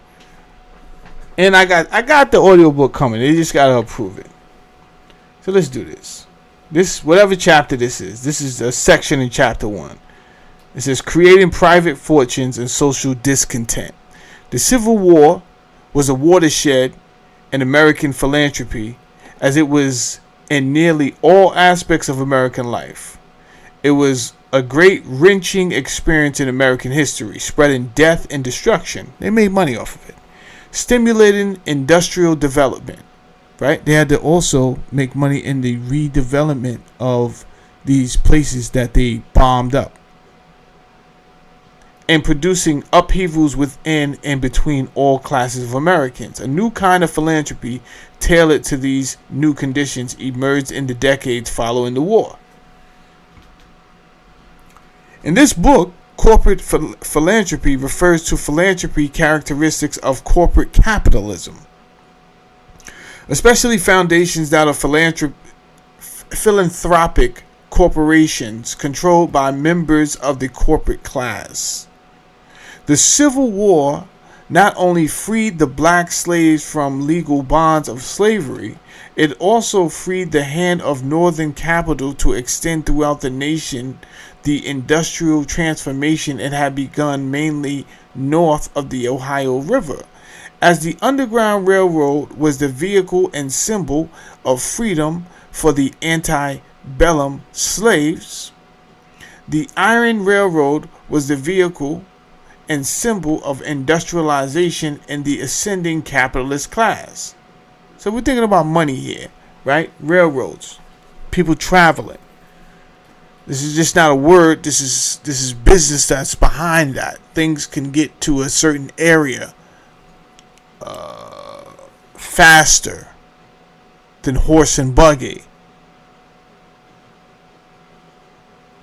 As the railroads were used increasingly to move troops and supplies for the Union armies, they helped extend and integrate the marketplace, making possible a specialized manufacturing and marketing system that can be coordinated across the continent. Now, it was okay with how we were doing things before.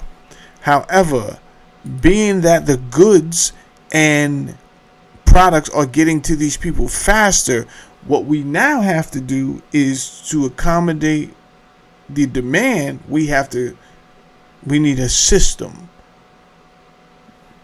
of being able to provide that demand or provide the supply for that demand. The railroads pushed into every region and country. They brought farm produce to new markets, into ports for the shipment to distant lands. They carried cotton from the southern fields to New England textile mills. They carried iron ore from Lake Superior to the iron mills in New Bessemer, steel furnaces in Pittsburgh, and oil from western Pennsylvania to Cleveland refineries. And they brought the products from the nation's factories to markets in every region.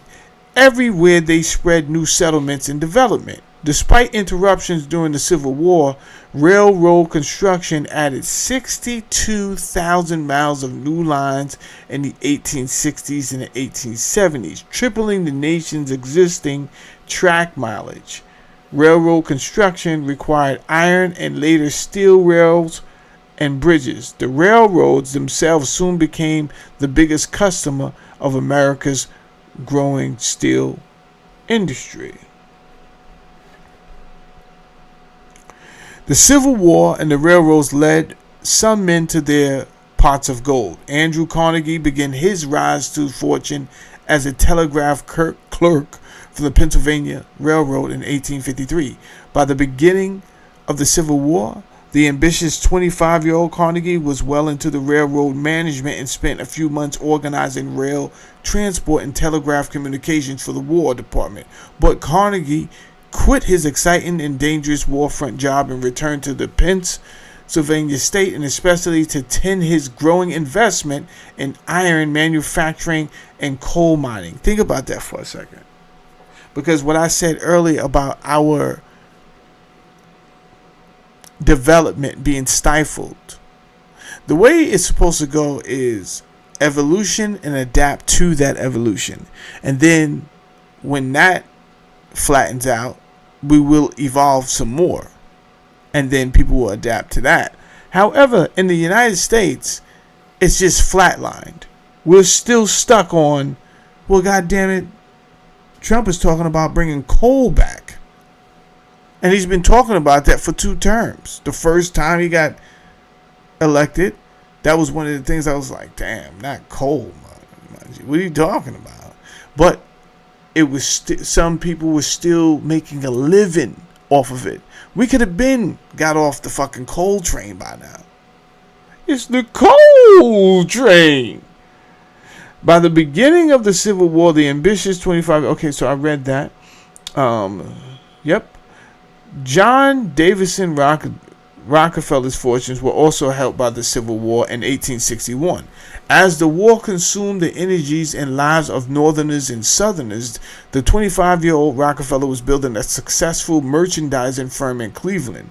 As war orders poured in, commodity prices rose sharply. Rockefeller's profits soared.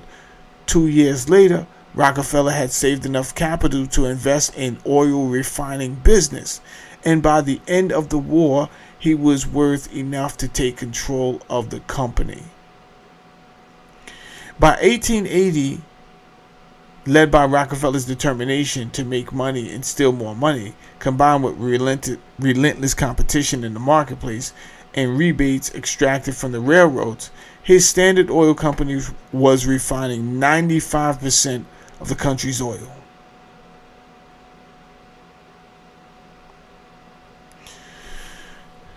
Do you think his family or those that took over the company are in a rush to move on from this resource if it's keeping everything flowing, as things are making money? There's probably other clean options, cheaper, cleaner.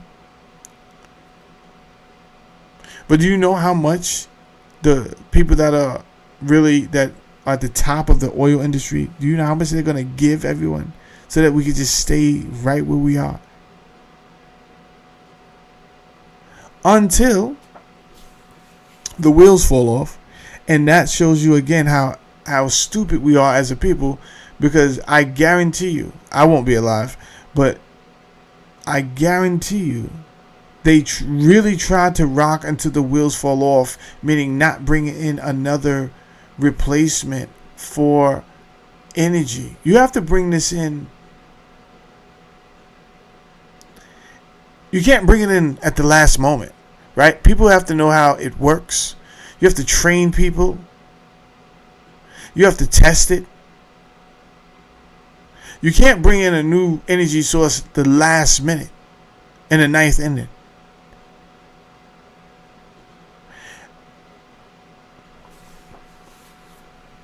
The way our electricity is designed right now, I don't think that's a viable option, right? One solar flare could wipe out everything.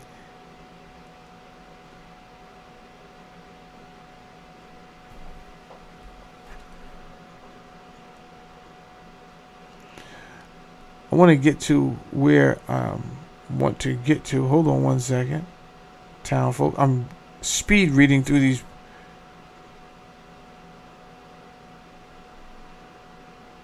paragraphs to see if I can find driving a reluctant poor. Okay. And Darwinism.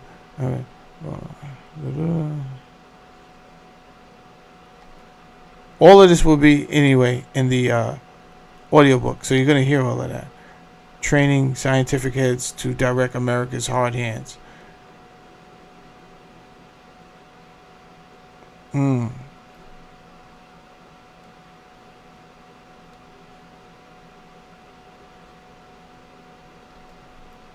I do think I need to read that one.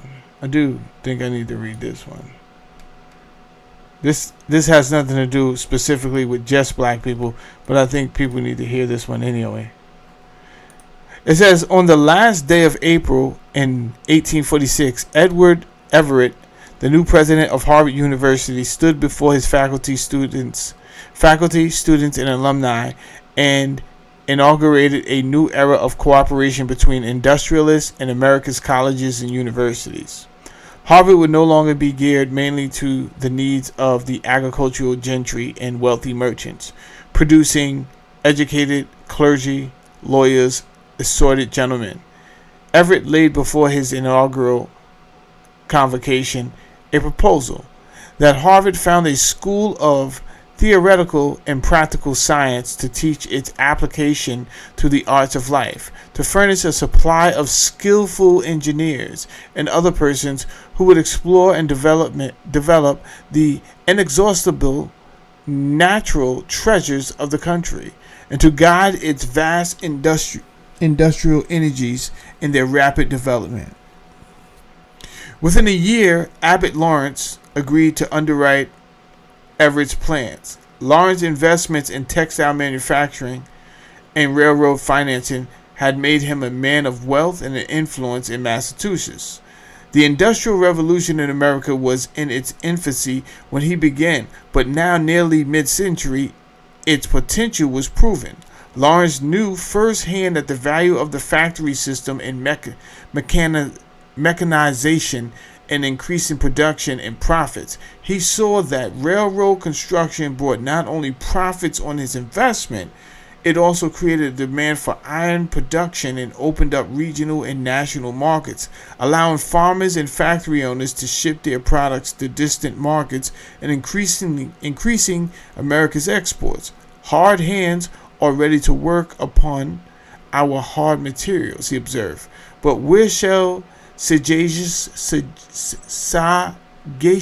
heads be taught to direct those hands? So, that's what I was saying before. We cannot wait till the last minute to start teaching whatever new resources that we will rely on. However, it doesn't seem like they're relying on any new resources, which I understand. They want to remain right where we're at because those old families are still getting the money. However, we should be looking at new designs, right? New resources. To answer his own question and help Harvard realize its self-appointed role, Lawrence gave the university the then princely sum of $50,000 to found a school that would apply chemistry and other sciences to the needs of agriculture, engineering, mining, and metallurgy, and the invention and manufacture of machinery. Thus was the Lawrence Scientific School born. Lawrence was so pleased with the new school that he bequeathed an additional $50,000 for it, which Harvard received upon his death in 1855. Harvard School was exemplary of the new relationship between science, education, and industrialization. In the 19th century, scientists, industrialists, and college presidents developed a profitable alliance. The usefulness of science and to industry, the willingness of industrial to support scientific research, and the opportunity for colleges to train scientists and engineers and do much of the research needed by the industry provided a great deal of common ground. Stop right there. How many black people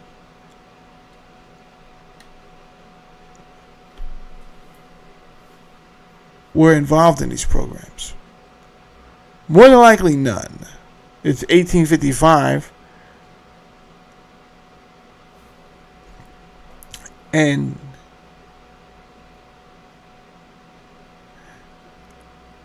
phrase that the slaves aren't even freed yet.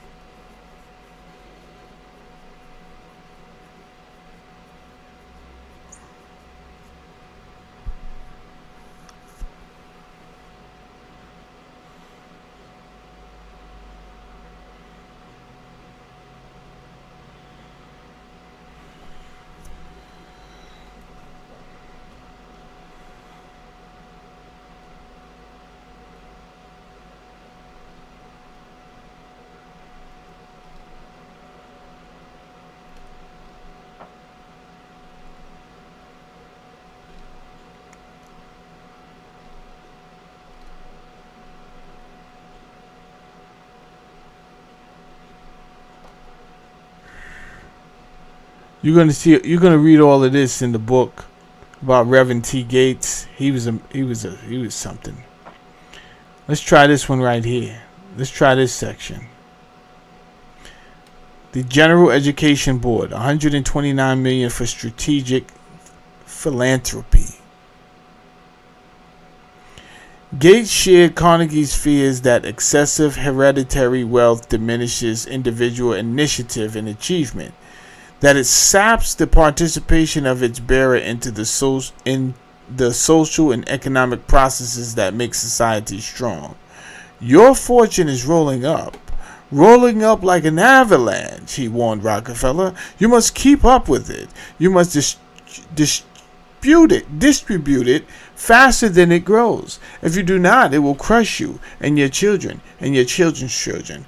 Having acquired the fortune, it fell to Rockefeller and his associates to maintain it as a trust for the people, just as Carnegie had advocated.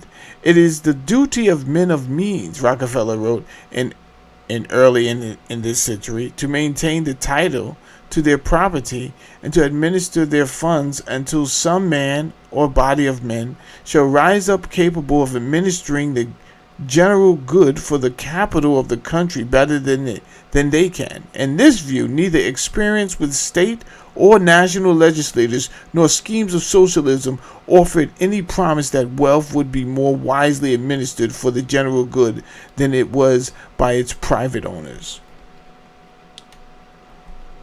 Since the owners of capital were mortal men, it was incumbent on them to provide some ongoing trust to see their wealth would be used wisely, even after they passed from the scene. There was nothing new in the concept as understood by the Rockefellers as they launched their first grant-giving foundation, the General Education Board. To aid Southern education, charitable trusts independent of the state and the church have had legal status in the Anglo-Saxon law since the Statute of Charitable Uses was enacted by Queen Elizabeth in 1600. Most of these, however, had been narrowly prescribed uses, endowing a particular hospital, giving relief to wayward girls in Brooklyn, and providing scholarships for young men entering mechanical engineering at a particular college. However, there were a few precedents that greatly influenced the creation of the General Education Board, providing the first of its strategic philanthropic programs aimed at transforming institutions.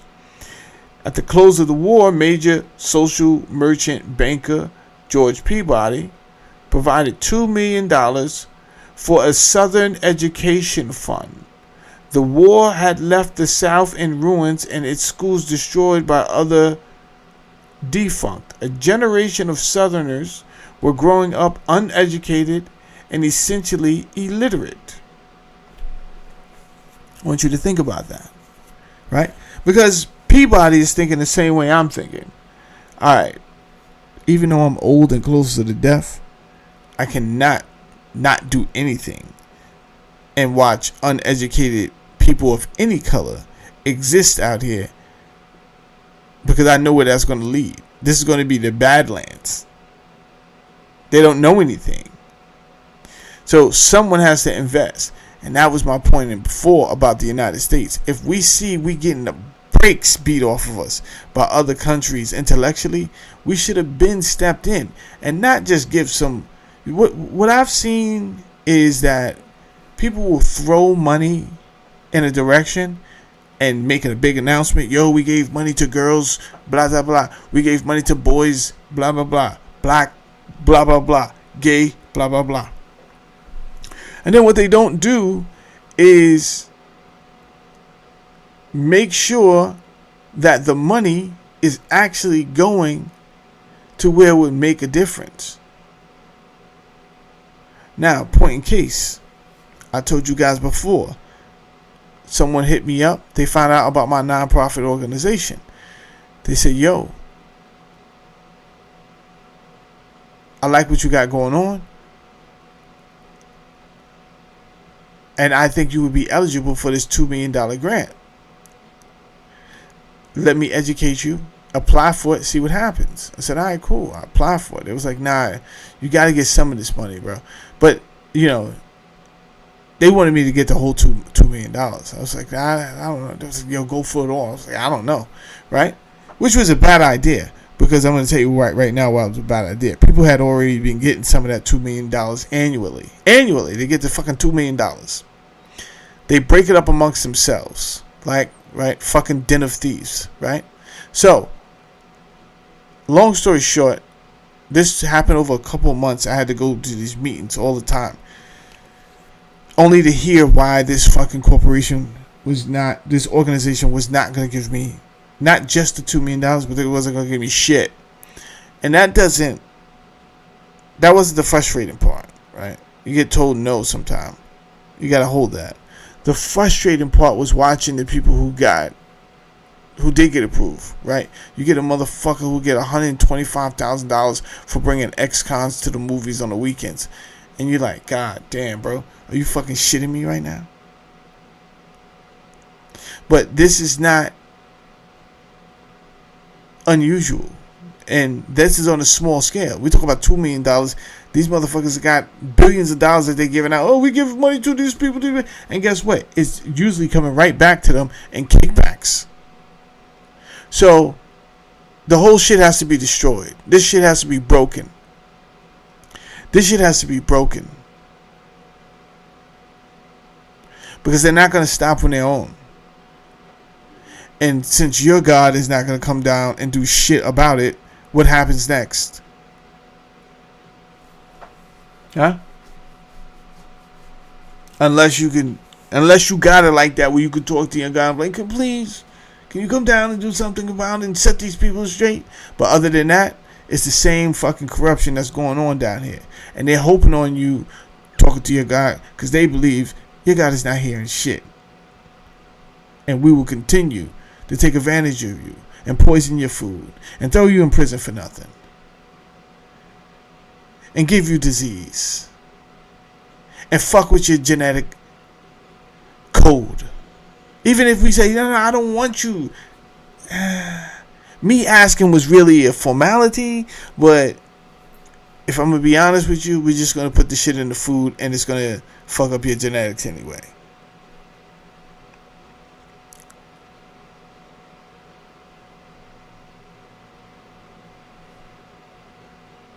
You ever seen World War Z?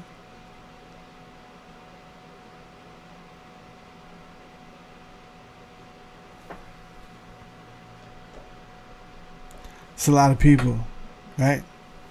It's a lot of people that was affected. I think that's the only way. If you're going to go out, they're going to end up throwing you in a bag anyway and toe tagging you. You might as well go out together. Because that's the only thing they respect. That is the only thing they respect, is when the people organize together. That's when they slow down, if you notice too. Because they say, okay, let's regroup. They're getting too smart. So then once things calm down when we come together, then they start the bullshit again. They're very strategic.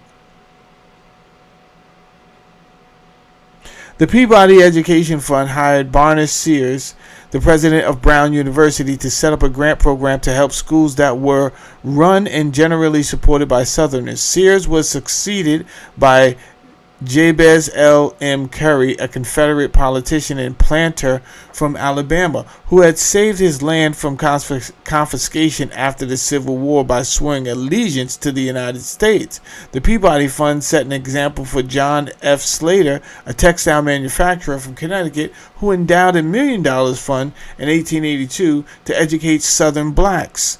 By the end of the 19th century, increasing numbers of Northern businessmen and Southern reformers were coalescing around the need to develop Southern schools in general and educate Southern blacks in particular.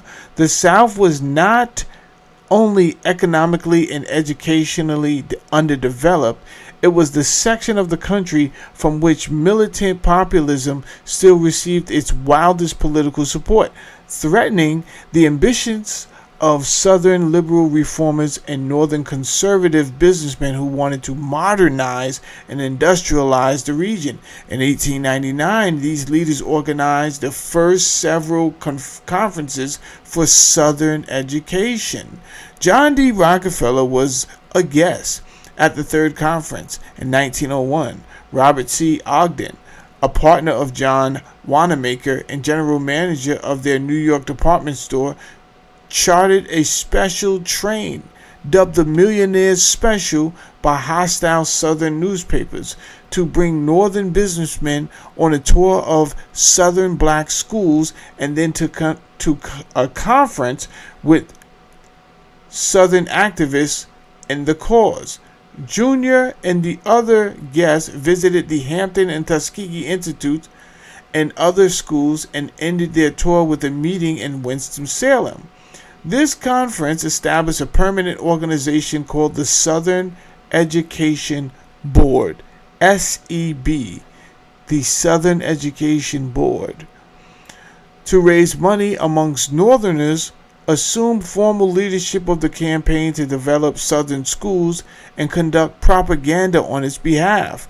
Though the board's budget was low, not more than $40,000 a year, and they never gave grants as the Peabody and Slater funds were doing, the SEB hired agents to carry their campaign to influential Southerners and state legislators.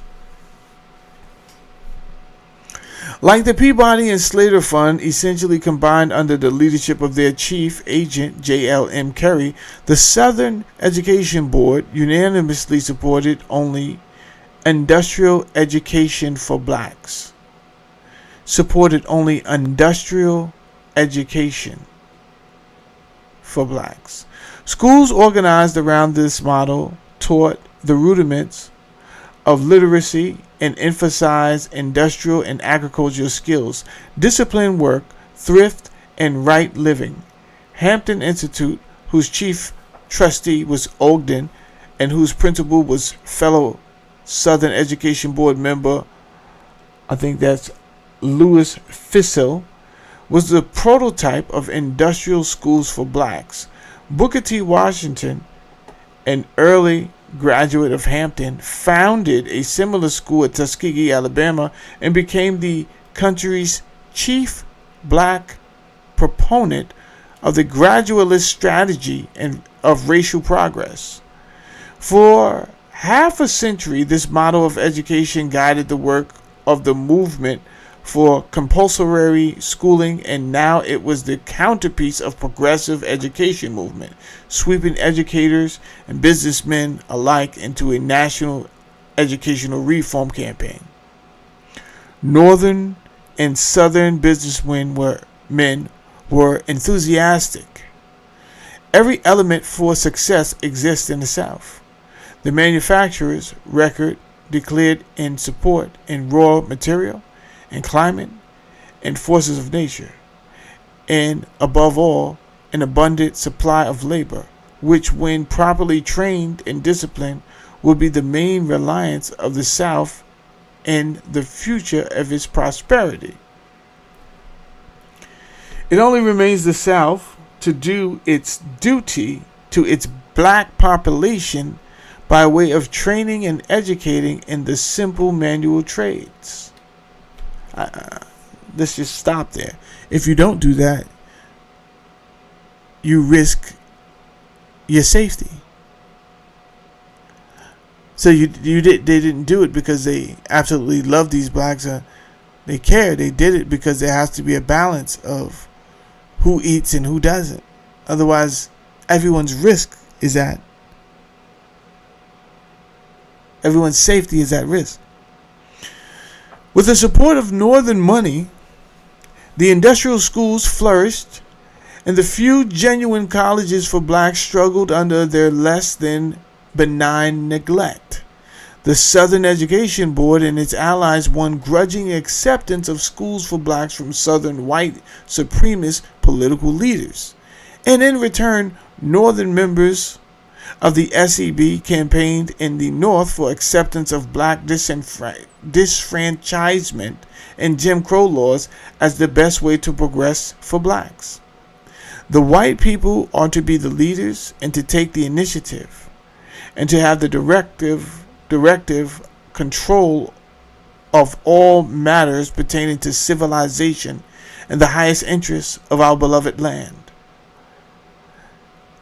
That was quoted by Curry, former Confederate officer and now Chief of Staff of the Southern Campaign. Brazenly proclaimed, this white supremacy does not mean hostility to the Negro, but friendship for him. You see, it is the perception of how you perceive a thing. When you hear white supremacy, You think police officers dragging you out of the car. You think lynchings. You think this, that, and the third. That is mainly because you are uneducated on the century before. There's a leading up to these people believing why they are better than the black people. So you had people like not only Carl Linnaeus or Eric Blumenbach, but there was a guy that came after them, a French guy.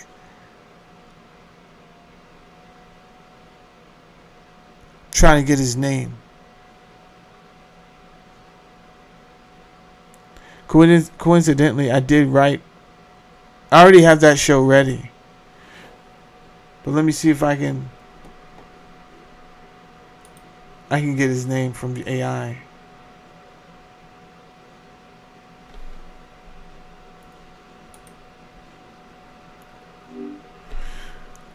What year did Carl Linnaeus start to write about the classification or white supremacy? Carl Linnaeus first outlined his system for classifying humans, which included racial categories, in the 10th edition of his work Systema Naturae, published in 1758. This framework played a significant role in the development of scientific racism and white supremacist thought by assigning specific behavioral and mental traits to different groups based on geography. Would you like to know more about how these categories were structured? No, thank you. Okay, so what year was what year was Johann Blumenbach? Did he give his dissertation on white supremacy? Let me find that year for you. Johann Blumenbach's dissertation, titled On the Natural Variety of Mankind, was first published in 1775. While he is often cited for separating humans into 5 races, including the Caucasian race, his work wasn't explicitly about white supremacy. Instead, he argued for the unity of all human varieties. Is there anything else you'd like to know about his findings? No, you are correct about that. My fault. I didn't mean to describe it like that. However, there's a French guy I'm looking for. He came after both of them, but I forgot this French guy's name. And he did similar work. Do you know who I'm talking about by any chance? You are likely thinking of Arthur de Gobineau, a French writer and diplomat. He is famous for his work An Essay on the Inequality of the Human Races, published in the mid-19th century, which is considered a foundational text for scientific racism and white supremacist ideology. Is that the person you had in mind? That's exactly the person I had in mind. And what year was that again? Arthur de Gobineau published his seminal work, An Essay on the Inequality of the Human Races, in 4 volumes between 1853 and 1855. So that important period was in the mid-19th century.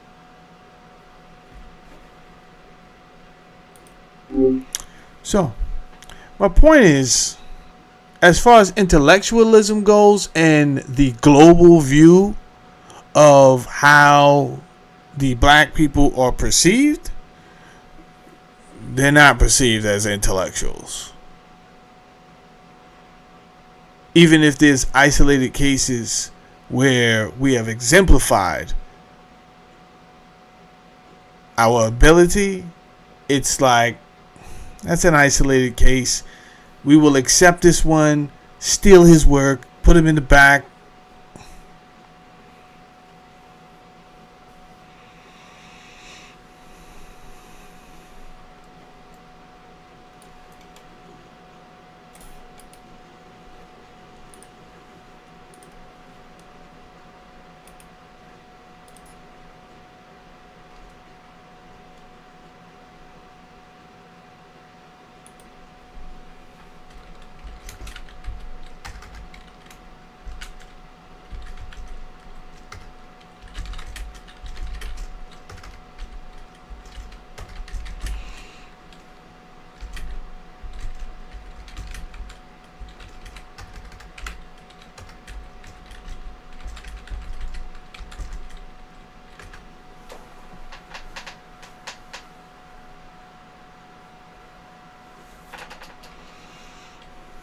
All right.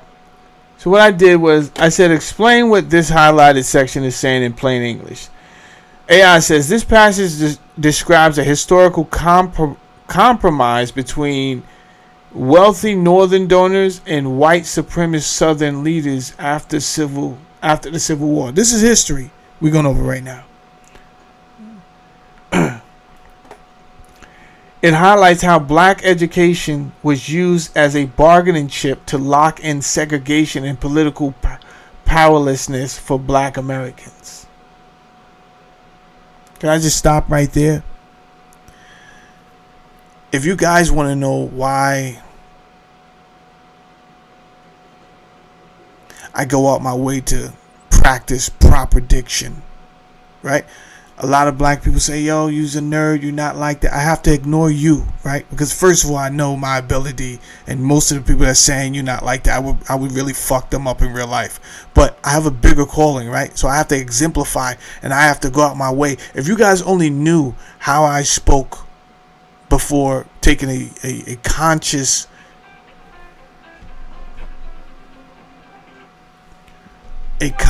effort to speak the language that they speak in this country better. Why would I do that? Because that's how they do things in this country.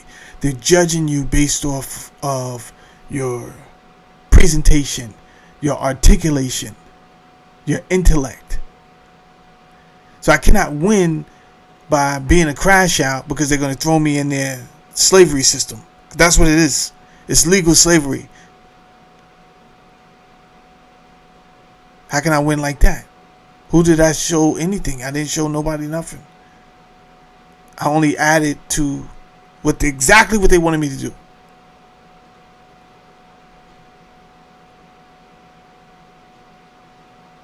So I don't really care to participate in something that is going to keep dragging our people down. They have no idea the science, behavioral science, the psychological science, the medical science, that a group of people who had centuries, you're 2 centuries behind. You look crazy wanting to flaunt your ignorance. You look crazy and weak. Wanting to flaunt, yo, I'm an ignorant nigga, what's up? You're gonna die. So I need you out the way, right? And I will help them kill you. Don't worry about them alone. I will get you the fuck up out of here. Why? Because you're putting at risk everything else. We need to come up. We need out of. We've been in the pit of ignorance for too long. And when we tried to tell other people, yo, there was an effort to sabotage, you always get more ignorant people from another race saying there was no fucking sabotage. You guys are lazy. That was so long ago. Here's the thing. I think y'all both right. I think it wasn't so long ago. The shit is still happening. And I think these motherfuckers are lazy. How about those apples? I think you're both right. If you're not lazy, show me you're not lazy and give a damn and try. Never mind, yo, you sound like a nerd. You sound like a white boy. I don't know none of that ignorant shit you're talking about because you are ignorant and I'm not paying you any mind. I know how they do things here in this wilderness of North America. And you're not proving anything by getting yourself locked up for 20 years and then coming home like it's some goddamn achievement. So what you do is you make up some award ceremony amongst yourselves. Even showing how much more pathetic you are. Now it's a real nigga right there. He did 25. What the fuck are you talking about? His mother needed him out here. His sister needed him. The community needed him. This nigga's in there bullshitting around. Get back to work. Get outside. Get out here and get back to work. I don't got no time to give you no fucking achievement ceremony, nigga. All hands on deck.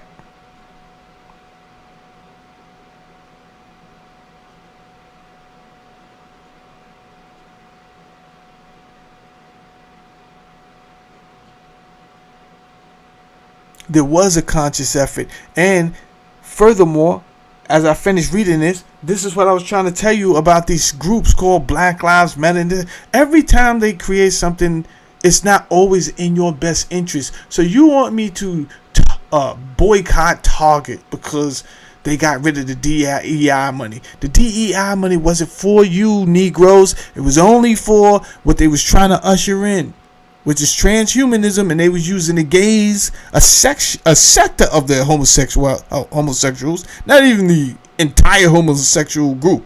They was using a new group that they created called the trans. Yeah, you had transvestites, but the old transvestites wasn't getting no attention. So they put that shit on steroids and give all the transes attention. This was so that they think like chess moves. They think decades ahead.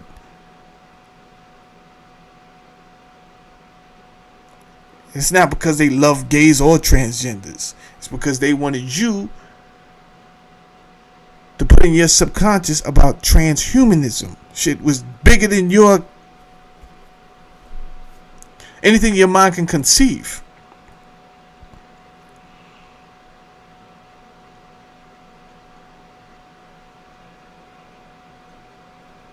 So you got these groups. You got to watch out who's funding these groups, because they could be pulling a play like this. Now, when you look at this at first hand, it's like, nah, what are you talking about, Mel? They had jobs for black people. They training the black people. That's a good thing. And you are correct. But you're not looking at the underlying tone. They're looking for your loyalty so that they can have something else. And they're all, in this particular case, they was just looking to suppress motherfuckers, right? We would gladly train you to be at a certain status. You would be the top of a second status. You deserve that. You'll never be mixed with the top tier. Well, obviously, this is malfunctioned. The white man is flipping out as we speak, because this plan didn't fucking work. You know why? Because the people that we call the elite just flipped on the fucking white people.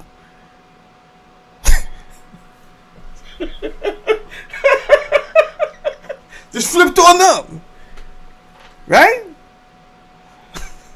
Flip the whole. You ever see one of those time things where the sand is going down? They just flip that. Bang! Yeah. Now everybody else is on top, and the white man is at the middle. White man's like, yo, what the fuck is this? Yeah, this is just like, it's nothing personal. It's nothing I can't find a job nowhere. I know. Don't worry about it. It's nothing personal.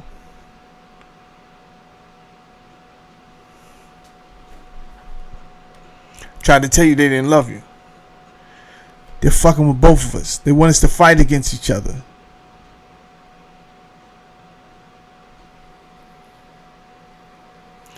But I find it more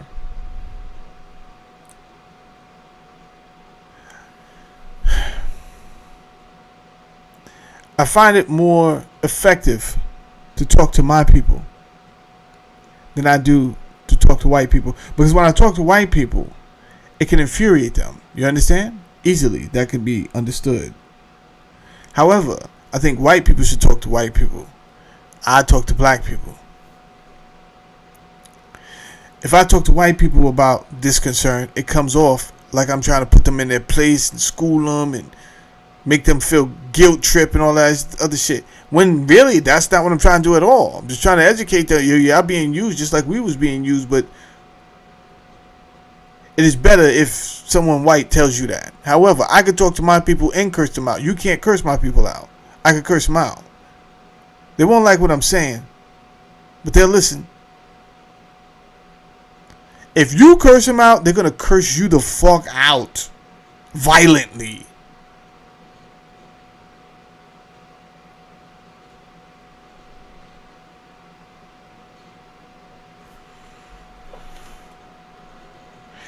This passage describes a historical compromise made between wealthy Northerners donors and white supremacist Southern leaders after the Civil War. It highlights how black education was used as a bargaining chip to lock in segregation and political powerlessness for black Americans. Here's the breakdown of what it means in plain English. Northern money favored trade schools over real colleges.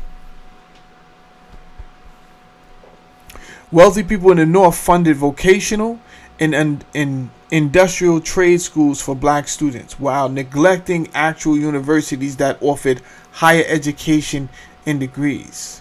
They didn't really want you in that sector.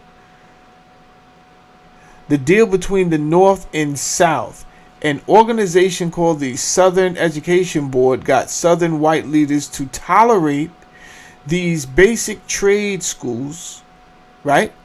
Yo, who's your head man down there? Oh, that'd be Andy Buford. He runs all these rednecks out here. All right, look, get Andy in pocket and give him a little something. None of his boys are to fuck with these black people when they go to school down there. They have to be allowed to go to school. Right? Andy gets his cut. Ain't nobody fucking with it. It's not that Andy, he liked the black people, but it's already, this is a play, right? It's already been established. Make these coons and niggas feel safe when they come down here to go to school now, and it's bringing in money now. So you goddamn right, when you see Mr. Andy, he got a smile on his face. You know why? Because this whole initiative just paid his goddamn mortgage and then some. And he runs these, whatever you would like to call them, out here.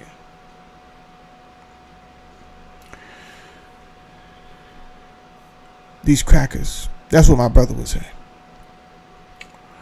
An organization called the Southern Education Board, SEB, got Southern white leaders to tolerate these basic trade schools in exchange. All right.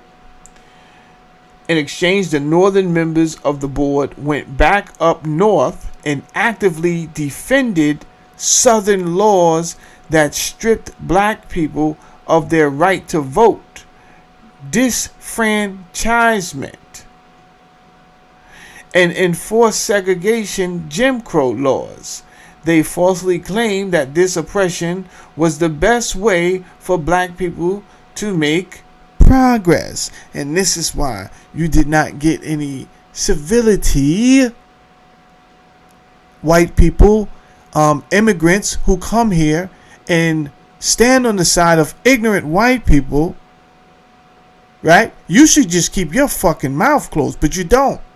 You join in the festivities and you're on your perception of what's going on. You don't even know what the fuck is going on. Truth be told, all due respect. You should be lucky you should be here. You have no idea what's going on, but you join in and have all your opinions about the black American. Slavery was so long ago. How the fuck could it be so long ago if we just got civility in 1964 from the top administration?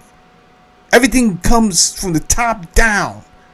It's the top that's saying, no, don't give them civility yet. Give them vocational schools and jails.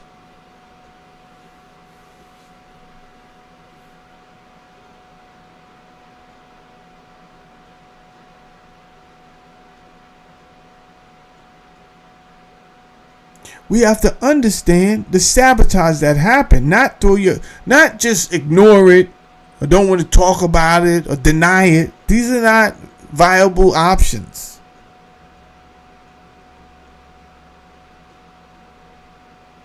The shit happened. It did.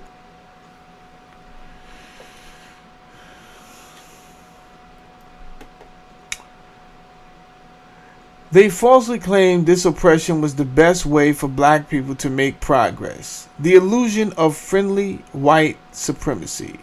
J.L.M. Curry, a former Confederate officer running the campaign, openly stated that white people must completely control society and all major decisions.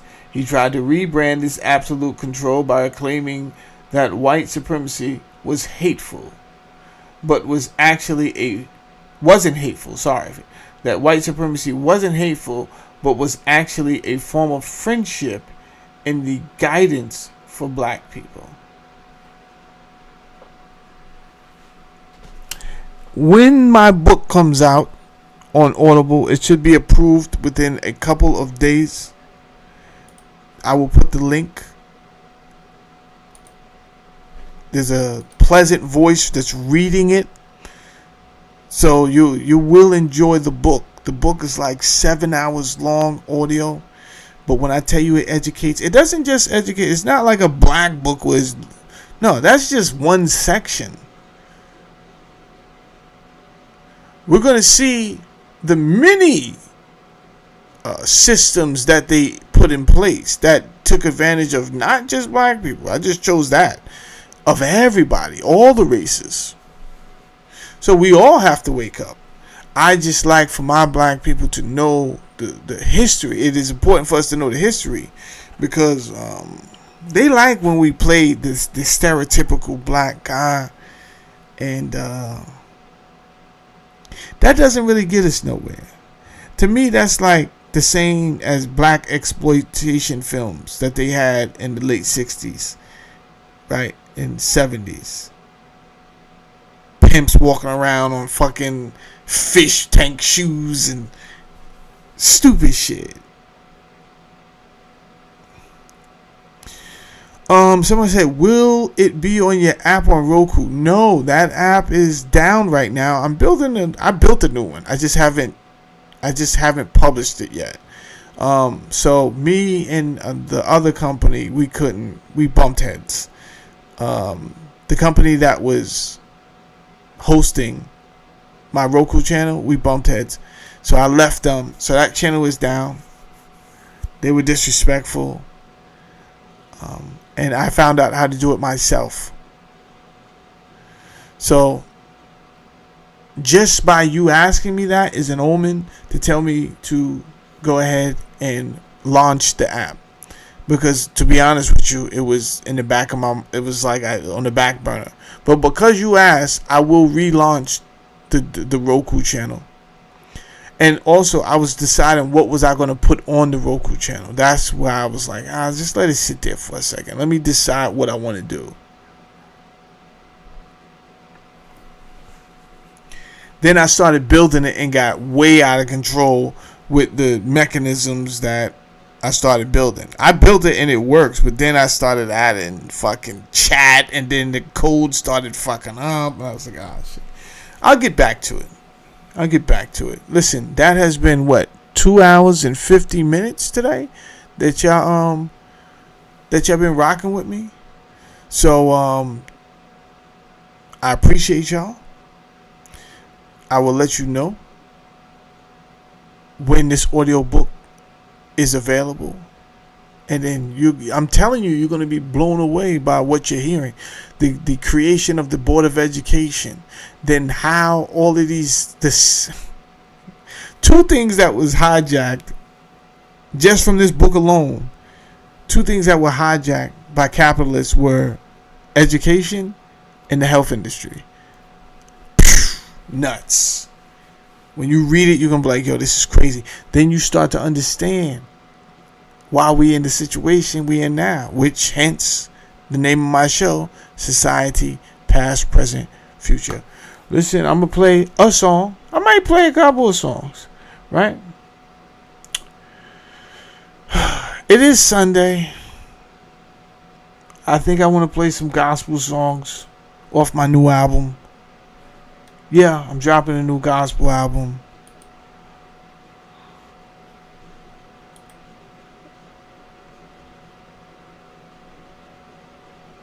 Let's get into some cuts from my new gospel album.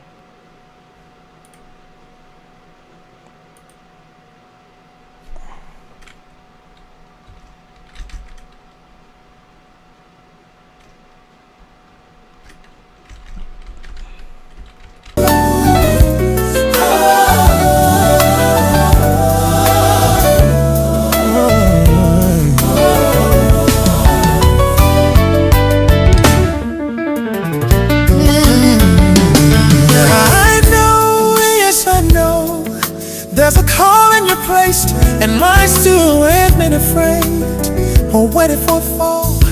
Well, if they don't see eye to eye, but I surrender, 'cause I know you brought me here for this hour. No more shame, through every doubt he gave his face. I'll never let it cry, 'cause I'd rather walk by faith than never trust you enough to step head on.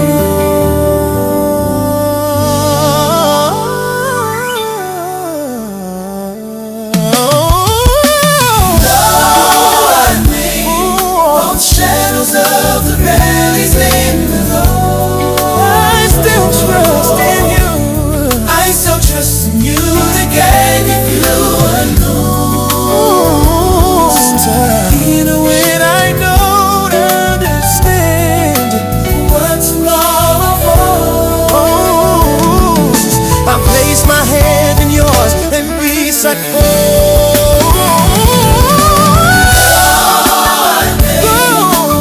shadows of the valleys in the low, I still trust in you. I still trust in you to guide me through unknowns. Even when I don't understand what tomorrow holds, I place my hand in yours and peace unfolds. Just place of righteousness, heart filled with peace. Give me your word.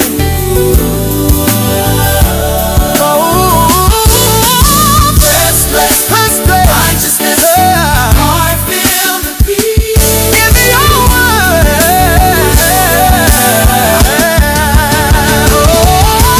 Just place righteousness, heart filled with peace. Give me your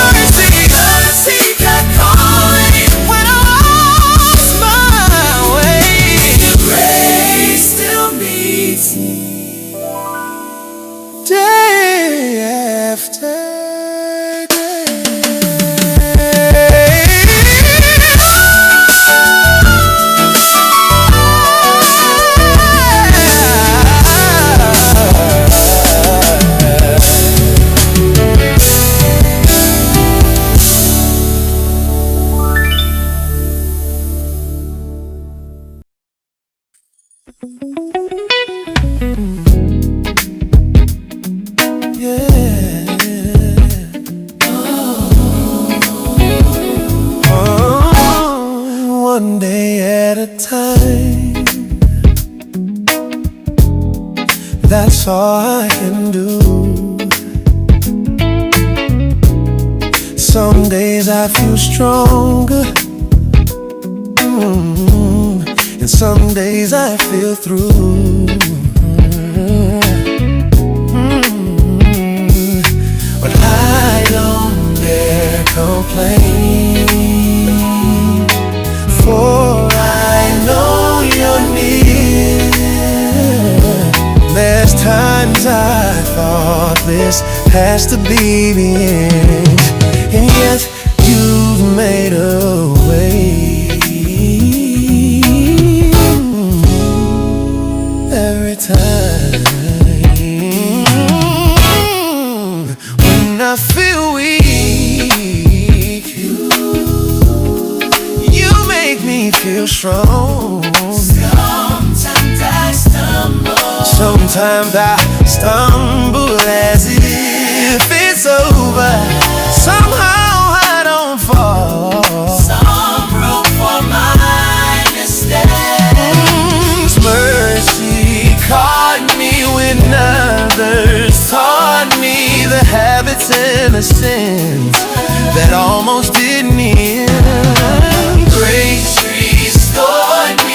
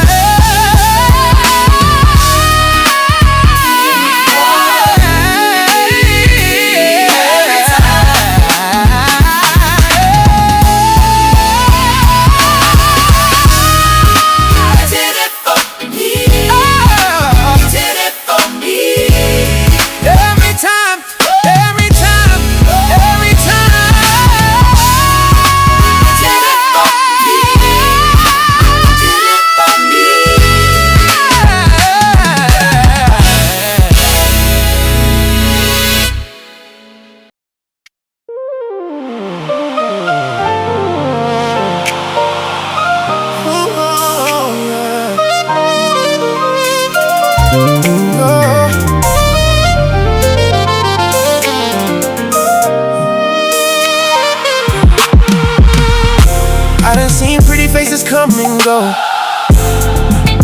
Caught a couple feelings, then I let them go with the flow. Had a few good women, yeah, I can't deny the truth. But none of them could ever do the things that you do.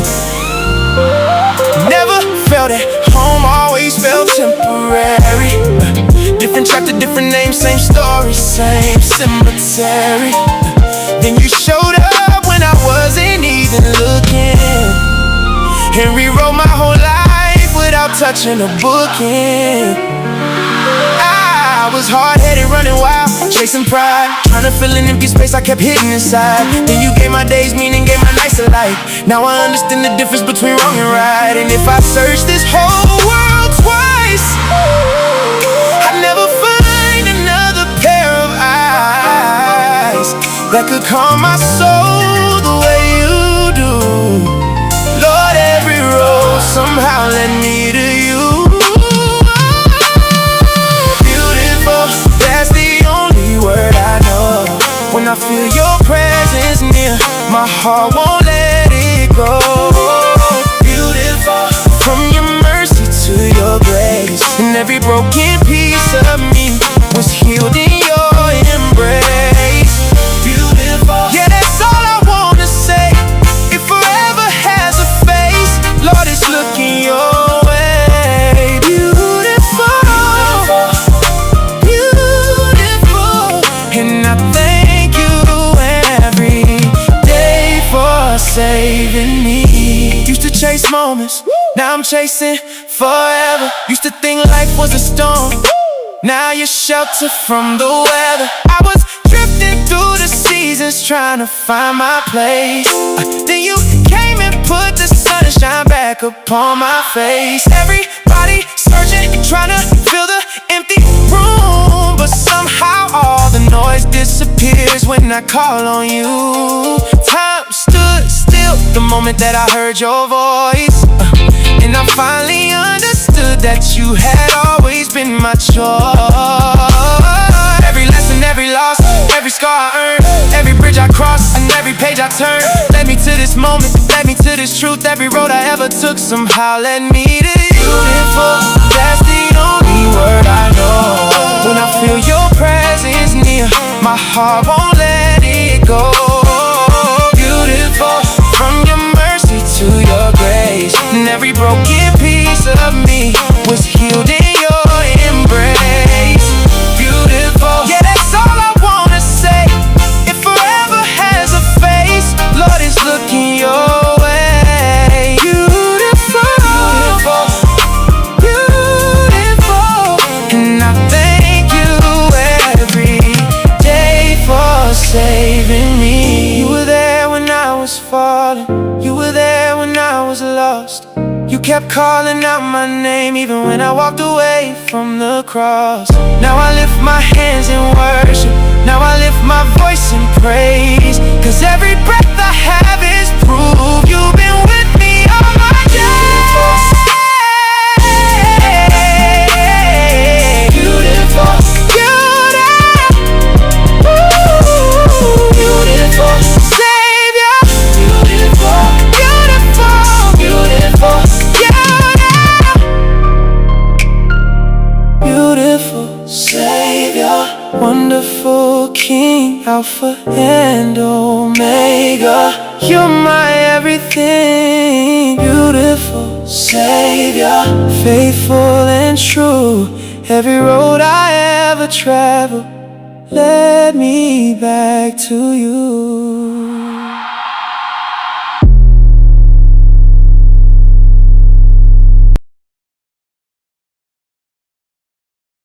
So what you listening to? I haven't released this album yet because I wanted 12 songs, and right now I only have like 8. I have more than that, but only 8 that I decided on. I have way more than that.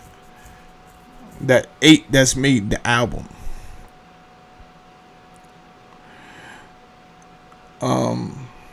So who knows? Maybe in the next 2 weeks I could release this album too. I don't need religion to make inspirational music. You understand? And I make the music not only for myself but for the other people, because there has to be someone else that, being that I know frequency affects your reality. It'd be different if I didn't study the science, but we went over that too, right? And we probably bring that back up. It's important for you to know about your anatomy, that your skin receives, it's like a Wi-Fi signal. It receives information.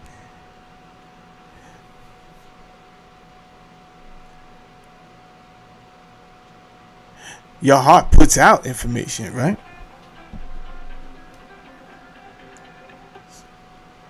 So you are like a complicated piece of technology walking around. That's like, I'm not even being funny or metaphorical.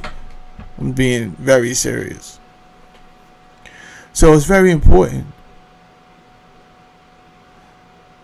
for you to receive the right frequencies. This is why they program, especially the black community. I just read to y'all what was going on with the black community, right? The sabotage. Why would you think that your music, your radio, when it comes to your radio, is the most poisonous stuff you've ever heard, right? When all my scamming ass, it's just crazy. The information that they want to perpetually send your way, and it's called programming. Get you to repeat it, get it. You understand? I understand the science. So I found it only fitting that I would make albums to help resonate your frequency in a more positive manner. You understand? That being said, I'll play another joint. I don't know what this song sounds like because I forgot. It's been a while since I listened to this album. Let's see. Held me together.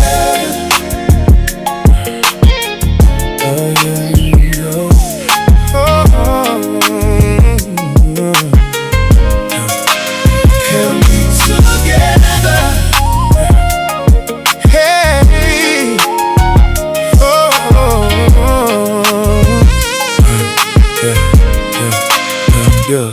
Bills piled high, faith running low.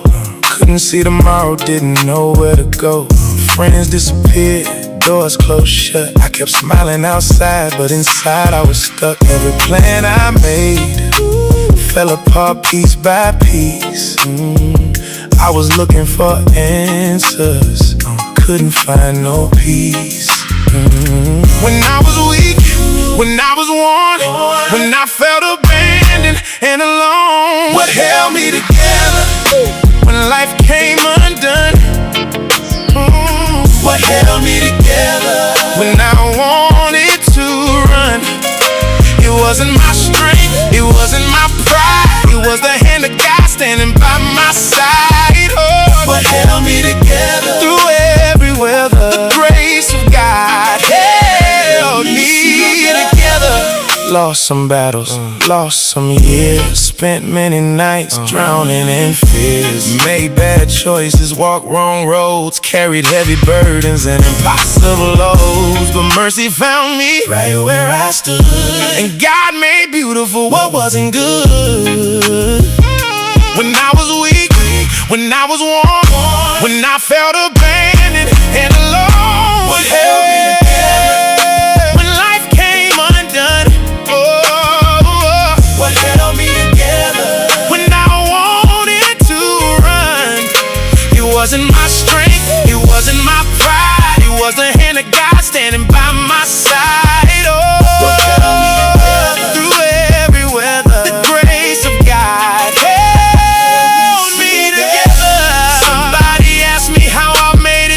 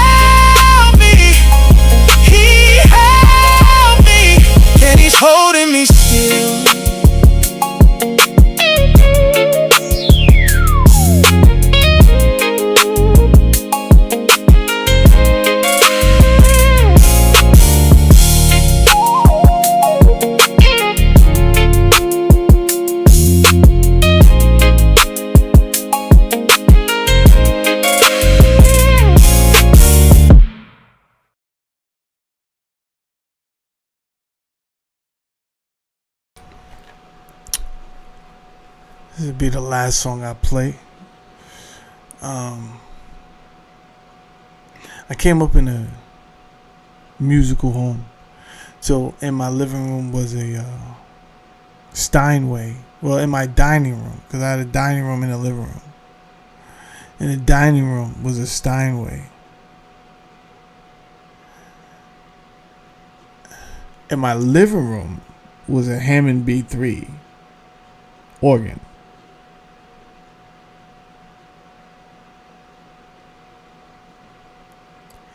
And in my dining room was a drum set. Full multi-piece drum set.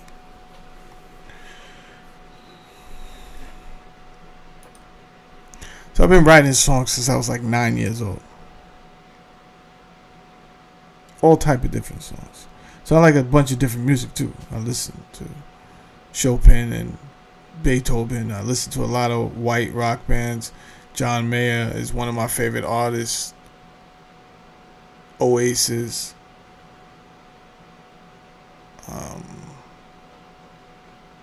The Killers. Killers album was crazy. I listen to a lot of different people.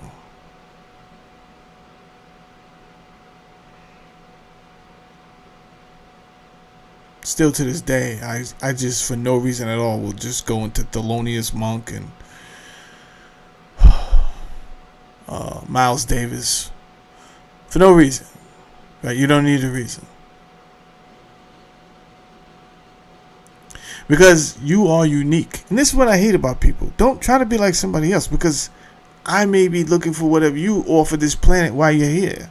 This planet is billions of years old.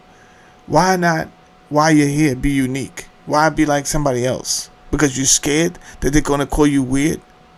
Suppose that person was doing that so that nobody looks at their flaws. You ever consider that? That they're picking on you? That you have the audacity to step out and be yourself and be unique? Don't worry about these people. We need to hear what's coming from you. I do not listen to Sade to sound like Rick Ross. You understand? But what the music industry did, especially with you black people, is that they said, no, if you're not talking that, you understand? Keep it real, my brother.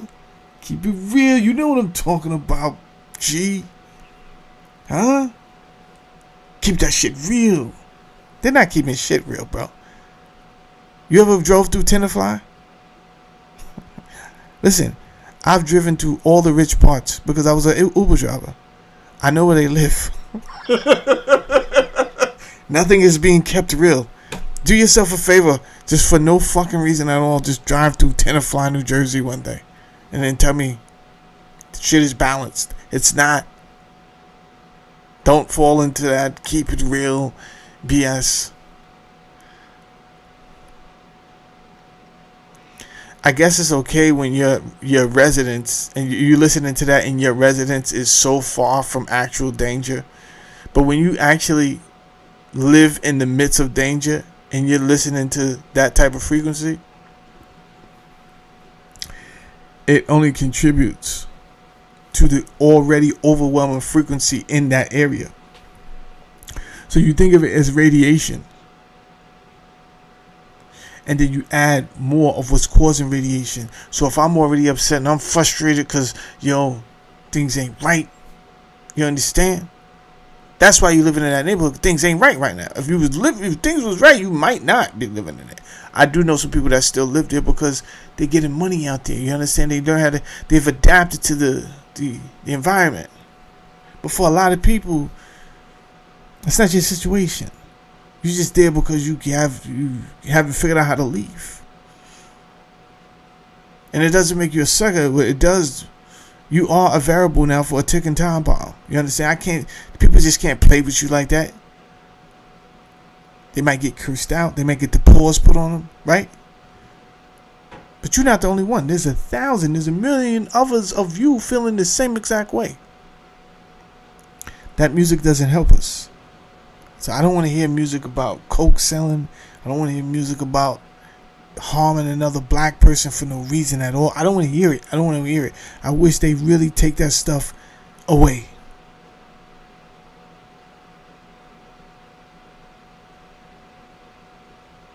You know what's crazy is when you indulge yourself in something that's beautiful, right?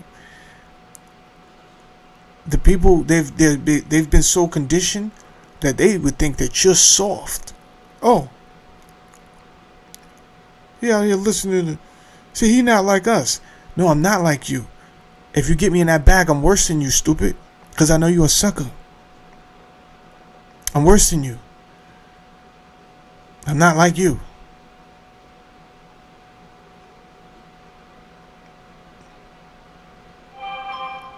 You're just a victim that lives in that environment.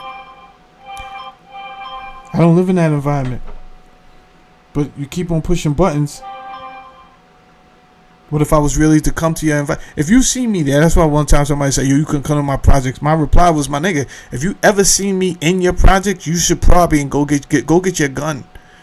Because I'm there for a fucking reason. And let me tell you something. When I got something, when it's in my head to do it, it's nothing stopping me. It's nothing stopping me. Nothing.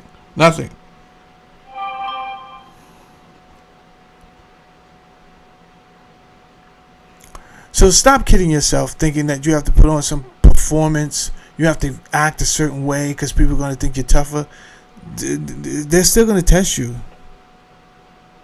They're still going to test you. No one's believing anybody. No one's believing anybody. So because that is the atmosphere, no one's believing. It's your best bet just to go find something safe to do. Do something safe.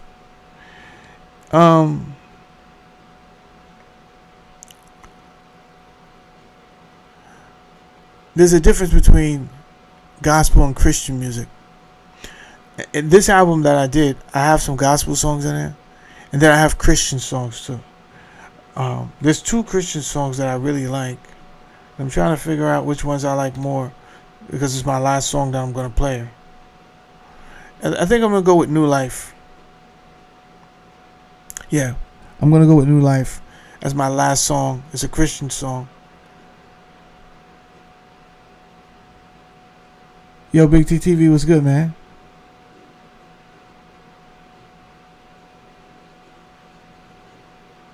Oh, okay. I'll put it on right now.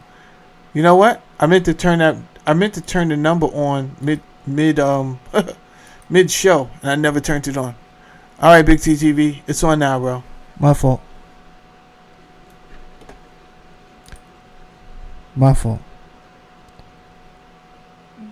This is my last song. If you want to call and say something, you can. All right, here we go.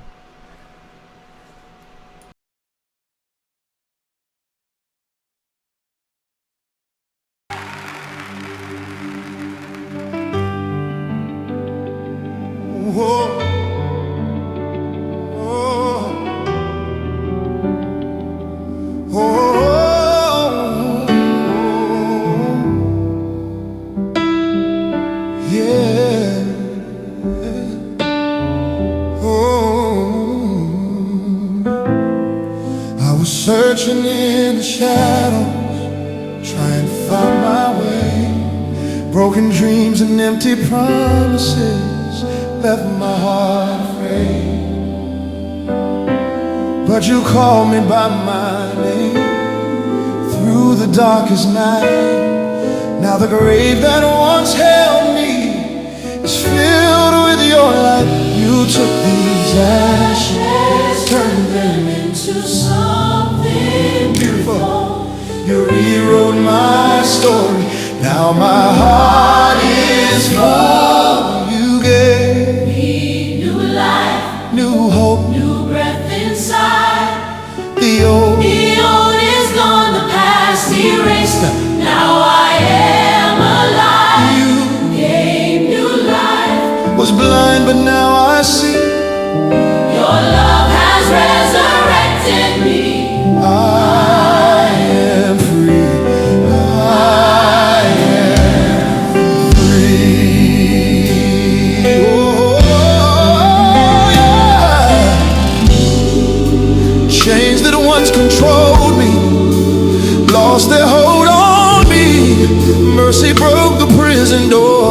yours. Now I walk in victory. No more shame to hold me down. No fear to hide my face. I stand redeemed, restored, renewed by the power of your grace. Took my weakness, Covered it in victory. of victory. Now I'm standing Authority. in your authority. Gave me new life, New hope. new breath inside.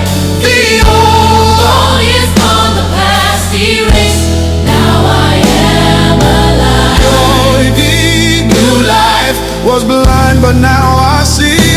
Your love has resurrected me. I am free. I am free.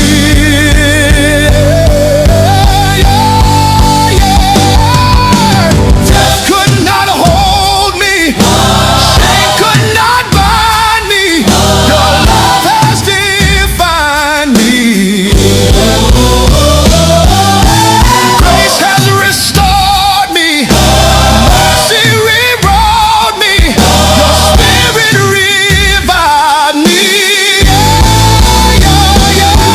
I'm not New life, new love, new life, brand new mind. brand new mercy. I'm not who I used to be. I'm not who I used to be. I'm not new life, I've been changed, life, rearranged. rearranged. Got new life used in me. You Gave me new life, new hope. breath inside. The The old. old is gone, the past erased. Now I am alive. Your love has set me free. Forever I will testify. You rescued me.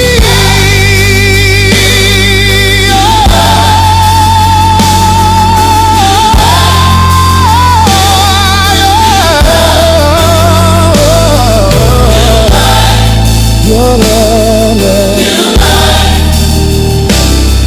new life.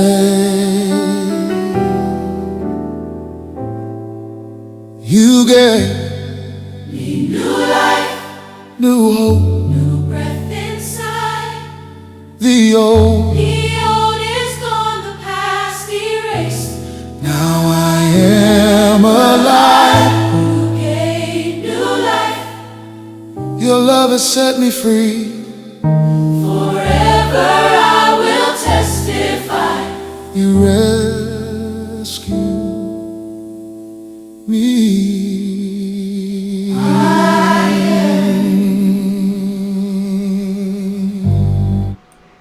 Yeah, that's going to be on the new album. You know, I was just thinking about. It's funny because people think the more ignorant you are, and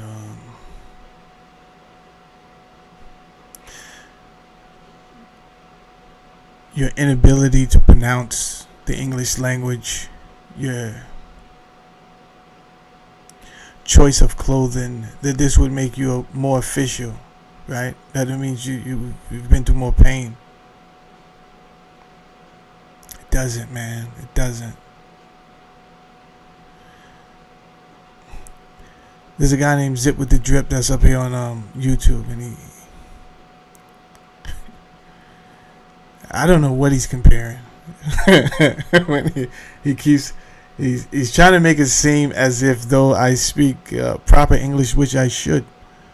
People are judging me on my diction, pronunciation of my words. It doesn't mean he's more street than me. And in fact, I told him, yo, we're both street people. He said, I'm not a street person. I'm a jail nigga. At that point, my heart went out because he grew up in the system. You understand? He didn't have enough time to do the things that I did out there on the street. Our stories would never compare. If I was to tell my story, they won't compare because he wasn't outside long enough to deal with the people. So he cannot talk about hustling in Atlanta hustling in Florida, hustling in California, hustling in Texas. He can't hustling in Waterbury, Connecticut. He can't. It won't. Right. And there's no reason for me to try to come up here and seek validation. I'm in the history books. I was there. The people that know. So there's no reason for me to seek out validation amongst people that don't know me.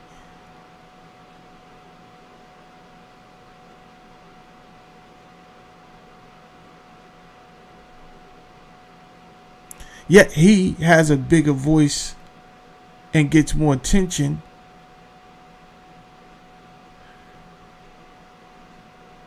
And he perpetuates a stereotype that I hate for reasons that I've shown during this video. Because I know there was a sabotage against us. Even if I don't need get back against random white people. That's what I don't need that. I don't even need get back. I need us to get back restored. That's what I want. I don't need us out here setting it on random white people. That is not my message. And that is not my goal or my focus.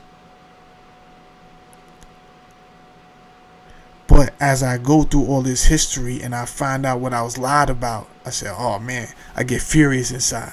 My discipline has to come differently. It has to be able to, how do you articulate this with them, right? So yes, sometimes I gotta get out in the dirty section just to remind them, yo, I'm still here. Then they say my name for a week. I'm not even paying them no attention at all. They're doing fucking shows on me. I'm not even paying attention. I'm over here studying some other shit, like an alchemist in a lab. You understand?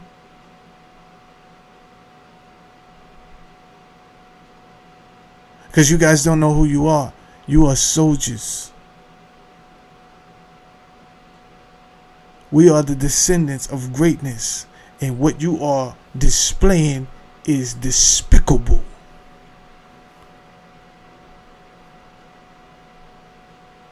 The ignorance that you want to uphold is despicable. And I got the same amount of pain as you. That's why I say, what is your excuse? You got dope fiend parents. I had dope fiend parents. What is your excuse?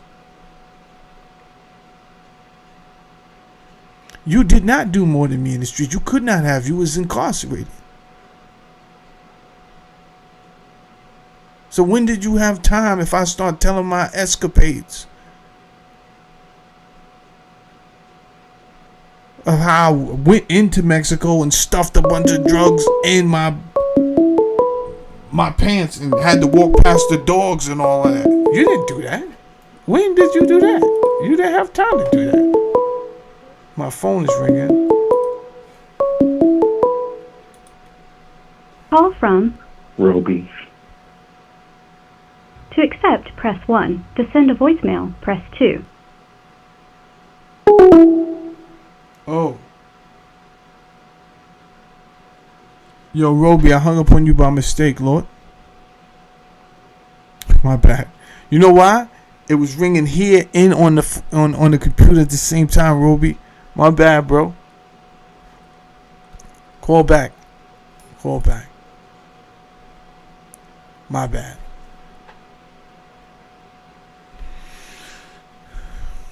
So, what I want to say to my warriors, hold your head, man. Listen, ego and pride is the fastest way to get caught up. I know your ability, black man. I know you can knock another black man out. I know you could kill another black man. We know this. You know this. But that's the only thing we killing. So, even by that statement, you should be a little bit upset. Call from Roby. To accept, press 1. To send a voicemail, press 2. Sorry about that, Roby. Hey, no worries, Jamal. Man, I just wanted to call to once again say thank you Today I'm not calling as the beekeeping Indian up on the hill that has a pamphlet full of information that I've put down, that I've tried to learn over the years, of herbs and natural medicines to try to care for ourselves. Today I'm calling as that bastard son that nobody wanted.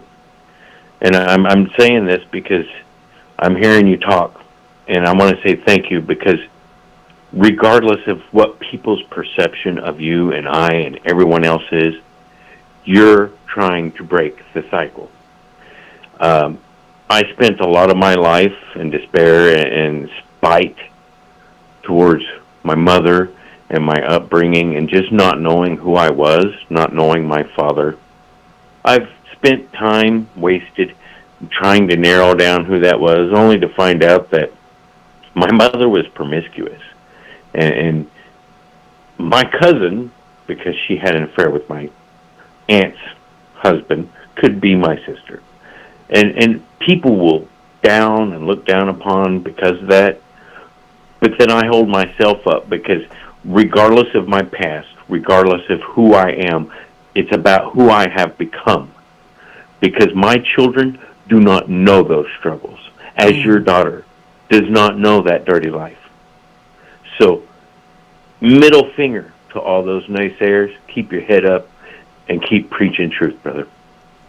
Thank you, brother. I appreciate your message, man. Appreciate that support, man. Means a lot. Good luck, peace, and love to everyone. Yes, sir. Peace out. Shout out to Roby on the check-in. Break generational curses, but it is difficult. This is why I provide a show where I am one of the ones that can let you know. It's not too much you're gonna say that you did out there that I didn't do. So I'm not gonna buy your excuse. You understand? I can't. Like I said, I'm in the history books. Mount Vernon is a small town, so it's you only gonna go but so far that said, nah, he ain't up there capping. He ain't up there capping. It's real easy to find out.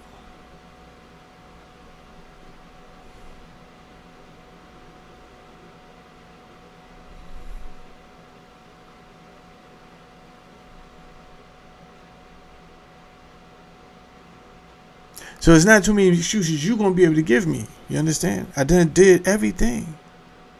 I done let it fly. I was a pimp.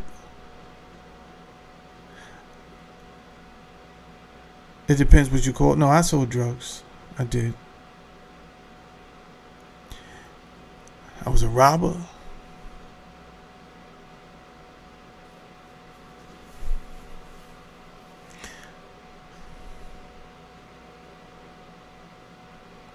I don't like the uncertainty of that life. And then it also makes you a different type of person, right? Now, to each his own. That lifestyle is for somebody, right? And I'm only telling you this because I'm not judging people on how to get money. What I like to focus on is the ignorance, right? It's the ignorance in our community that I really want to focus on. Not how you get by.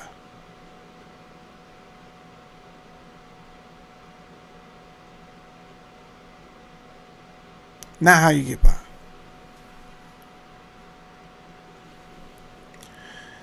That has to stop, right? And I'm going to be honest with you. I see more stand-up individuals in the lifestyle.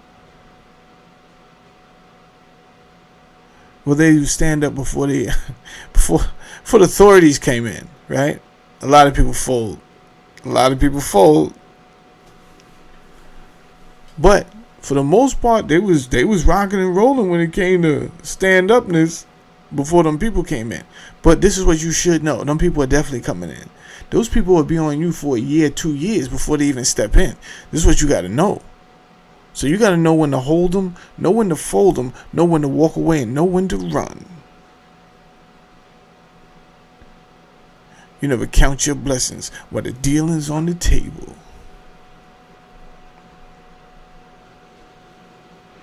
But I see more people. This is why I be upset. Because it be suckers that be perpetuating the ignorance. And I'm like, bro, if you only knew how much fun, if I relapsed and put you in my fucking trunk and just rode around New York on some stupid shit. I hate people like you because you setting a tone that we should not have. I don't care what you out there getting money, get money.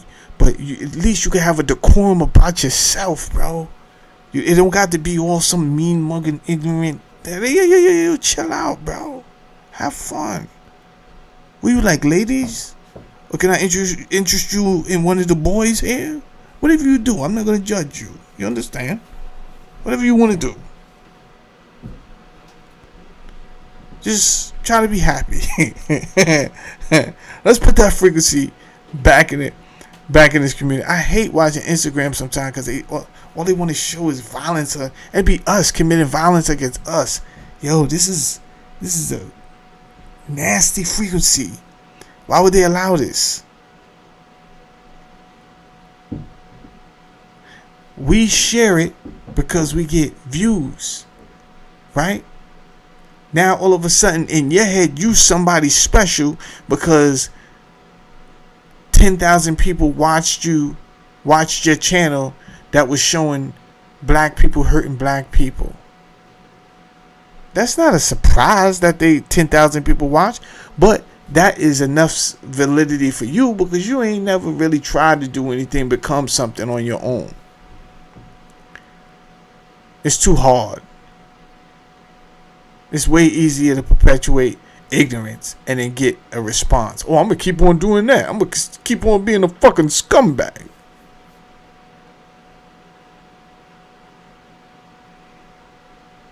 Yo, I got to go drop my daughter back off at college. Y'all have a good day. I'm off this. See y'all tomorrow morning. Peace out.